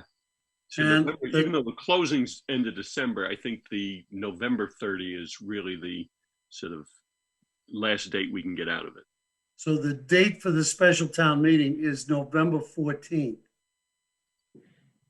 which I understand is a Saturday. Correct. So anything else on public safety? Shall we move on to education, Dave? Can I just make one comment, Bob? Just kind of in response to what Evan just said, is that it does feel like this time frame up to November 3rd, from the last town meeting to November 3rd, does feel compressed. We are doing a lot in that period of time, but this overall project has existed out here for many, many years. We have a lot of those. Right. I just want to be clear that this was one of them and an important one. Yeah. So I'm sorry, Bob. Thank you for that, though, Nancy. Quick update on education, Dave? In-person Yeah. classes started? Yeah, in-person classes started on Monday, and so I won't go through it all again, but there's 3 cohorts. One cohort's been back Monday, Tuesday. No one is in class tomorrow in person, and Thursday, Friday, the other cohort goes back. And I'm in Anderson, so A gets the cohort that went back, and so far so good. My son took the bus this morning. I think he might have been the only person on it, but I think he probably thought that was a good thing. So the other thing on the school side to know is Saturday morning between from 8 to 11 is going to be the annual school committee workshop. It's called. It involves us, but we don't always have a whole lot of say in the agenda. I've just reached out to Carrie, the chair of the school committee, to see what she's thinking about for the agenda, but it would be on Zoom, so it's never been easier if people would like to attend. I will certainly share with you. Actually, you know what? I would probably appreciate, and Bob would too, would be a show of hands in case we need to post it I'll have to post it. Yikes. What's the deadline for that? Sue, do you remember? 48 I got hours. time, right? 48 For hours, Saturday morning? 2 days. Oh, We'd have good, to okay. post All right. it by Thursday. Thursday. It doesn't Okay. include Well, weekends. I Okay, will so then absolutely- tomorrow. Yeah, I will post an ACES AdCom Education Subcommittee meeting for Saturday, 8 to 11. But Bob or George or Julie, you guys might want to count heads and see if it's going to be an AdCom meeting as well. I think we could probably just post an AdCom meeting, and That's the easiest way to go. Okay, if we don't get a quorum, we don't get a quorum. perfect. Okay, good. Well, I will post it too for ACES. So that's the update on education. Does anybody else on the Ed subcommittee have anything they want to add? I'll just say from my vantage point, I think it's been an ungodly amount of work that the school committee and the school department and the administration has been through to get to this point. And the fact that I don't hear howls in my house from one side or another is indicating that something must be going at least partially right, which is a testament to people working hard at this. It's a long way from perfect for all the obvious reasons, but you know, my daughter's going to field hockey practice and there's a little bit of sense of normalcy, which feels pretty good. So do you want me to move on to water, Bob? If you would, Dave, unless there are other questions about the schools. And the question I kind of had about water, Dave, was, is the drought affecting revenues? Yeah, no, it's a good question. So I did talk to Russell Tierney. Russell Tierney is our new superintendent. So he is a town employee of Weir River. Well, excuse me, he's an employee of the Weir River Water System, which is an enterprise fund. But I guess he's officially a town employee. So he is managing Suez, who is the third-party contractor. He used to work for a competitor to Suez. He sounds like a very knowledgeable guy. I obviously wasn't involved in his hiring or the posting for the position. But to answer your question, Bob, in a word, no. I mean, he thinks that the budget that he has before him, that obviously he wasn't involved in preparing, is going to work out okay. The stress from the drought is not got a direct budget impact that he sees currently. You know, he does indicate that there are repeat offenders from a water ban standpoint, and he's now walking the line and talking to, you know, just trying to manage as the Water Transition and Evaluation Committee has dealt with, is how does the town handle fines and when are the fines going to be, all these kind of things. And it's all part of Jim Taylor's organization's bigger effort. But Russell's general sense was that things are going well. The transition's been good. I asked him if there were any big surprises after the transaction is closed and they really got inside, and he said no, not from his perspective, at least so far. He's had some good outreach to the folks in Hull to reach out to them. There have been some concerns on their part about some new fire hydrants they had acquired that Aquarian apparently had not been as quick to help them install as Hull had hoped, and Russell was working to get that fixed for Hull as quickly as possible, and it sounds like that's been appreciated. So no, in general, I think things at the Weir River Water System sound good. Okay. Julie on the CPC? Hi. So the new year of the CPC cycle has begun, and Sue, I know that the CPC chair, Larry Lindner, has been in touch with you, and we're still trying to work out the exact dollar figures about what funds are available. I can give the ballparks for my update, but the estimated funds available are $1.2 million. And from that total, the debt service for 2 previously approved projects totals $450,000. Those projects are the Laner property, the land purchase. The last payment for that purchase will happen in 2036. And the Benjamin Lincoln House, the last payment will happen in 2026. So when you take the $1.2 million and you subtract out the debt service of $450,000, that leaves $750,000 to recommend for this year's project requests. 11 applications were received by the preliminary due date of September 16th, plus CPC is requesting some administrative funds to spend for its committee this year. One application has already been withdrawn, and Andy, I'm sorry to say that involved the Canterbury Street Cemetery, so you won't be able to talk about it this year. So there's remaining 10 projects plus the admin funds, and that request total is $4.3 million. So it's going to be interesting to see how it all fleshes out. I can tell you that the largest dollar requests are coming from the South Shore Country Club to construct a new swimming pool. They are asking in their initial application for $3,050,000. And the Hingham Affordable Housing Trust is requesting $800,000 in opportunity funding. The other requests I can go through quickly if you want, Bob, to just sort of quickly touch on the other requests. One of the big standouts from the other requests is that the Hingham Housing Authority has 4 requests for money for improvements totaling $86,000. Most of those improvements would happen at 30 Thaxter Street and also then at 132 Scotland Street. There's a question, though, on whether these projects meet the statutory requirement for funding through the Community Preservation Act, and because those properties were not acquired using CPA funds, and they and some other reasoning behind that. But anyway, they're looking into it. And basically one of the requests for upgrades to the Hingham Housing Authority have to do with rehabilitation and maintenance in certain areas, including some fire doors at 30 Thaxter Street. So we'll see how those applications go.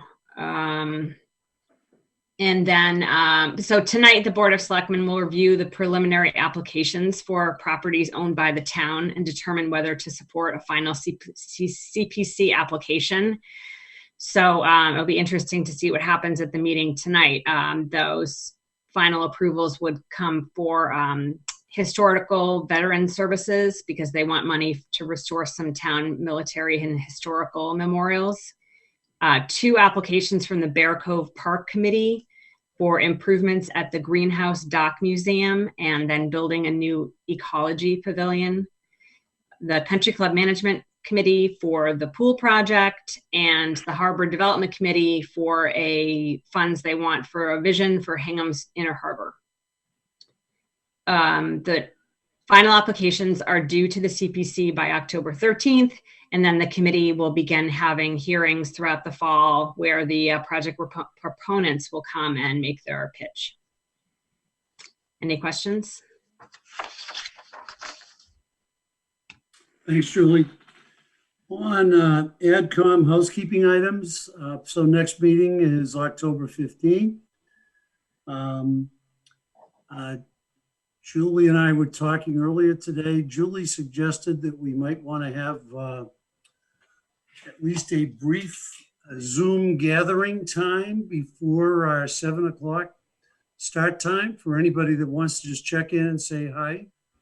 I think the collegiality of this committee and kind of sharing personal information has always been a big part of our get-togethers. And so I think Sue is the hostess with the mostest. Maybe we'll try to open up the meeting for people to show up 10 minutes early if they can. want to welcome Brenda Black again. And traditionally, we've kind of gone around and introduced ourselves. I know the debate is starting. I don't know whether people. 7 minutes ago. But you're recording it. I am. I know you want to watch the reruns. Yes. Would there be minutes? Well played, Victor. I'm reluctant to forego one of our traditions of welcoming a new member. So if people could give a brief capsule summary of their introduce themselves and their prior town involvement or whatever they want to say, I'd say let's go for it. So Brenda, I'm Bob Curley. I live down the street from you. Raised 3 kids in Hingham and have previously been on the Historical Commission and CPC, and I'm delighted to have you join us. Julie, you want to go next? Sure. Hi, Brenda. I'm Julie Straley. I think we worked together at Plymouth River School a really long time ago. So anyway, welcome, and happy that you could join us on such quick notice. So thank you. And so I lived in Hingham for 22 years with my husband, Andy, and we have 1 kid in college and the other one's a senior at high school. And I've been involved in various organizations around the town, such as the League of Women Voters, the PTOs for East and the middle school, and my church, St. John's. So I'm the vice chair this year. And so I just listen to what Bob says and pay attention. She's a great pair of second eyes. George? Welcome, excuse me, welcome, Brenda. I'm secretary, and this is my 4th year on AdCom. Prior to that, I was on the audit committee, including a year as the chairman. I'm also a member of St. John's, and I served as the treasurer there for about 8 years. My wife and I have lived in town 32 years or so, and we raised 2 boys through the Hingham school system, and both of them are working in the Boston area, working from home, their homes, not ours, and it's all good. So again, welcome. Victor? Brenda, welcome. Victor Balterra. I've been, was my last year on the committee, and I was sort of in your shoes that I got appointed sort of after the year was underway, several months. So it takes a little bit of getting up to speed. Been in town, what did I say, since 1982. My background in town service has been principally on the zoning board and some other zoning related matters. So great to have you on board. Welcome. Aaron?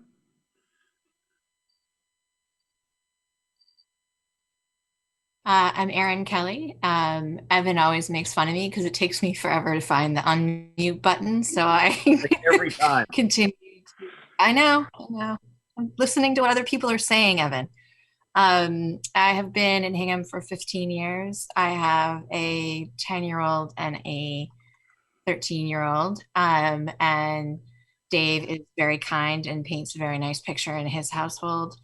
My household over the last couple of days has put more and more gray hair in my blonde hair. So this is my 6th year on AdCom. I also am the president of Hingham Education Foundation. I just took over this year. Let's see. That's it, I guess. Welcome. All right, Evan. All right. Hey, Brenda, nice to see you virtually. My name's Evan Sheehan. I've lived in town for 20 years now, which seems like forever. I've got 3 kids, all of them in the Hingham Public Schools. I've been involved on ACES, which is the education subcommittee, and Bob tried to stick me with the audit this year, and I refused. And let's see, what else? You would have been with me, Evan. You didn't tell me it was with Sue, Bob. And I think we have a great group, actually, and I really like the civil debates that we get into. And Andy and I won't be able to make the Zoom social because we're having a socially distanced dinner together on the 15th right before the meeting. So. Did someone say something about debate? Wasn't that supposed to start at 9? That's right. That's right. Libby? Oh, did you call me, Bob? I did. Sorry, I couldn't hear you. Hi, Brenda. Nice to meet you. This is my 4th year on advisory, and I'd have to figure it out, but maybe it'll be my 10th or 11th on the Capital Outlay Committee. And I am, as they call us, a Hinghamite.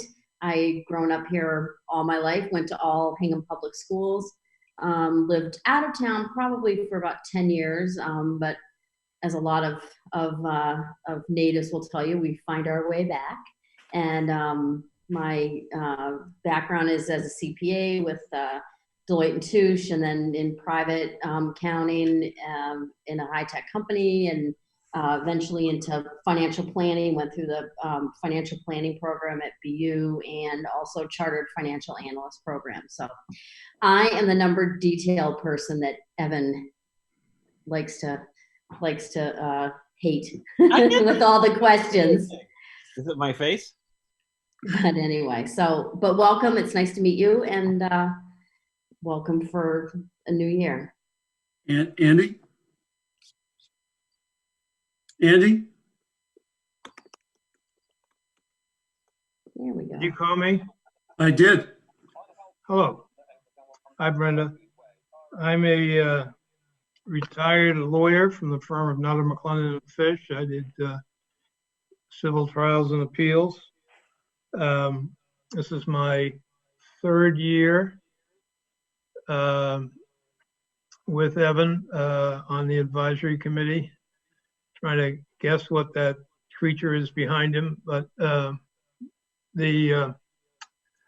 I served previously on the personnel board and different ad hoc committees and blah, blah, blah.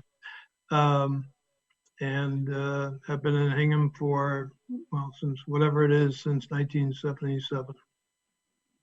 Welcome aboard. Nancy?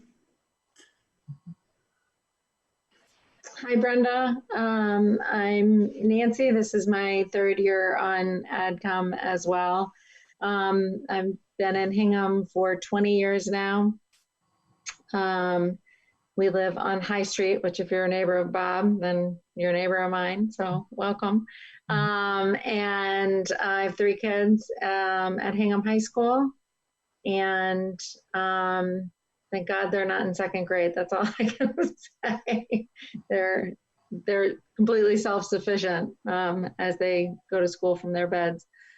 And for professionally, I'm in the high-tech industry. I work for PTC, which is a Boston-based technology company.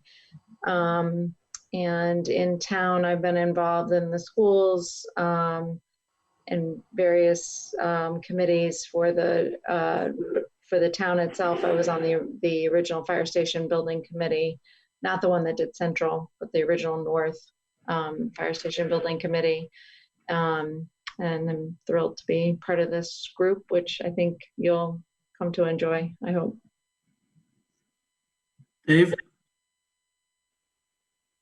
Hi, Brenda. Welcome. My name is David Anderson. I married into Hingham and have been here now 13 years. My 6th year on the advisory committee after a couple of years as an alternate on the Zoning Board of Appeals, in which I did nothing because the 3 people on the Zoning Board of Appeals never missed a day of work ever. It was remarkable. I think you're going to have a ball with this group, whether it's virtually or in person. It's better in person, I will tell you that much, but virtually is okay. I didn't know Andy spent as much time at his beach house as he does. Clearly, it's obvious now where he really does go in his retirement. But I think that's it. I look forward to, if you have any questions about any of the committees, certainly about the education subcommittee or anything else. I mean, everyone on this group is super approachable and easy to talk to. And I hope you just feel free to reach out and ask questions, because it's tricky enough to get your feet under you on this thing in general, and coming in right in the middle of a special town meeting year and everything else, it's going to feel like a fire hose for twice as opposed to just once. So good luck, but we're all here to help it go well. David? Well, Brenda and I actually have been good friends for quite a while, and we have co-chaired the social justice work at Old Ship for a long time. So I think she knows me pretty well, and so I'll let others speak. But I'm really glad that she has joined the committee. Tina? Hi, Brenda. I'm Tina Sherwood, and I think I know you from Plymouth River. I've been in Hingham for 25 years. I have 2 kids. The youngest is a senior in high school at Hingham High. I've been on an assortment of committees like the Central Fire Station Building Committee and the Board of Directors of the Board of Trustees for the library, PTOs and things. And I am now at the University of Minnesota. So welcome. So glad to have you here. But I'm brand new, so I can't say a thing about this committee. Kristen? Hi, Brenda. Kristen Degowski. I'm actually very new to this committee as well, my first year here, and also pretty new to the town. Been here for about 6 years now, and I work in tax for the past 20 years, and currently work at Harvard Management Company, which manages Harvard University's tax endowment. So welcome. And Alan? We saved the best for last. Right. No, I'll be quick. Alan McDonald is my first year on AdCom. I stole his computer from my wife. You can see his name, Mimi. I in town for 17 years. I'm sorry. What? What's your AdCom nickname? Mimi. Terrific. If only I could be Mimi. Yeah, in town for 17 years, 4 boys, 19, 16, 16, and 16. Served on the school building committee and professionally business insurance at Rogers Gray Insurance. Debate time. And Brenda. and Alan, I'll probably get back to both of you about setting up a training session with Tom Mayo and Sue and Michelle Monsegur and Julie and myself. You missed the last one, Alan, so we got a chance to do it again. I was counting on my Winchester Finance Committee experience, but yeah. I don't think I have any more housekeeping to do. So should we let Brenda introduce herself to us? Right. Yeah. You are absolutely right. My apologies. I mean, Brenda. I know her, but she's a wonderful person. Everyone else should know her. No, my apologies. Yes, Brenda. Go ahead. Well, Brenda Black, obviously. By profession, I'm a clinical psychologist, and these days I have a private practice here in Hingham. Previously did community mental health for 20 years and did training programs for psychology and psychiatry. But got involved with the town stuff by being at Plymouth River when my son was there so many years ago. Ending up on that school's green committee and moving up to the middle school green committee and then finally the high school green committee. And along the way got recruited to be part of the long range waste planning committee, which is now Cleaner, Greener Hingham. And I served on that committee, I think for 13 years ultimately. Left a year ago to really focus more on low carbon issues here in town. So I am part of Hingham Net Zero and do a lot of thinking about how I and others can inspire folks to reduce their carbon emissions. So I've been here in town 18 years. Our son did go through the Hingham school system very successfully and heads off to graduate school in January if Canada admits him. So, since they're still not letting Americans in very often. But. All right. And if I haven't missed anything else, my face was red to begin with. Is there a motion to adjourn? Yes, so moved. And I think we agreed we weren't going to do this by roll call. All in favor? Aye. Aye. Aye. Good night. Aye. Good night. Enjoy the debate. Aye. Be in touch soon. Thank you. Will do. Thank you all. Thank you.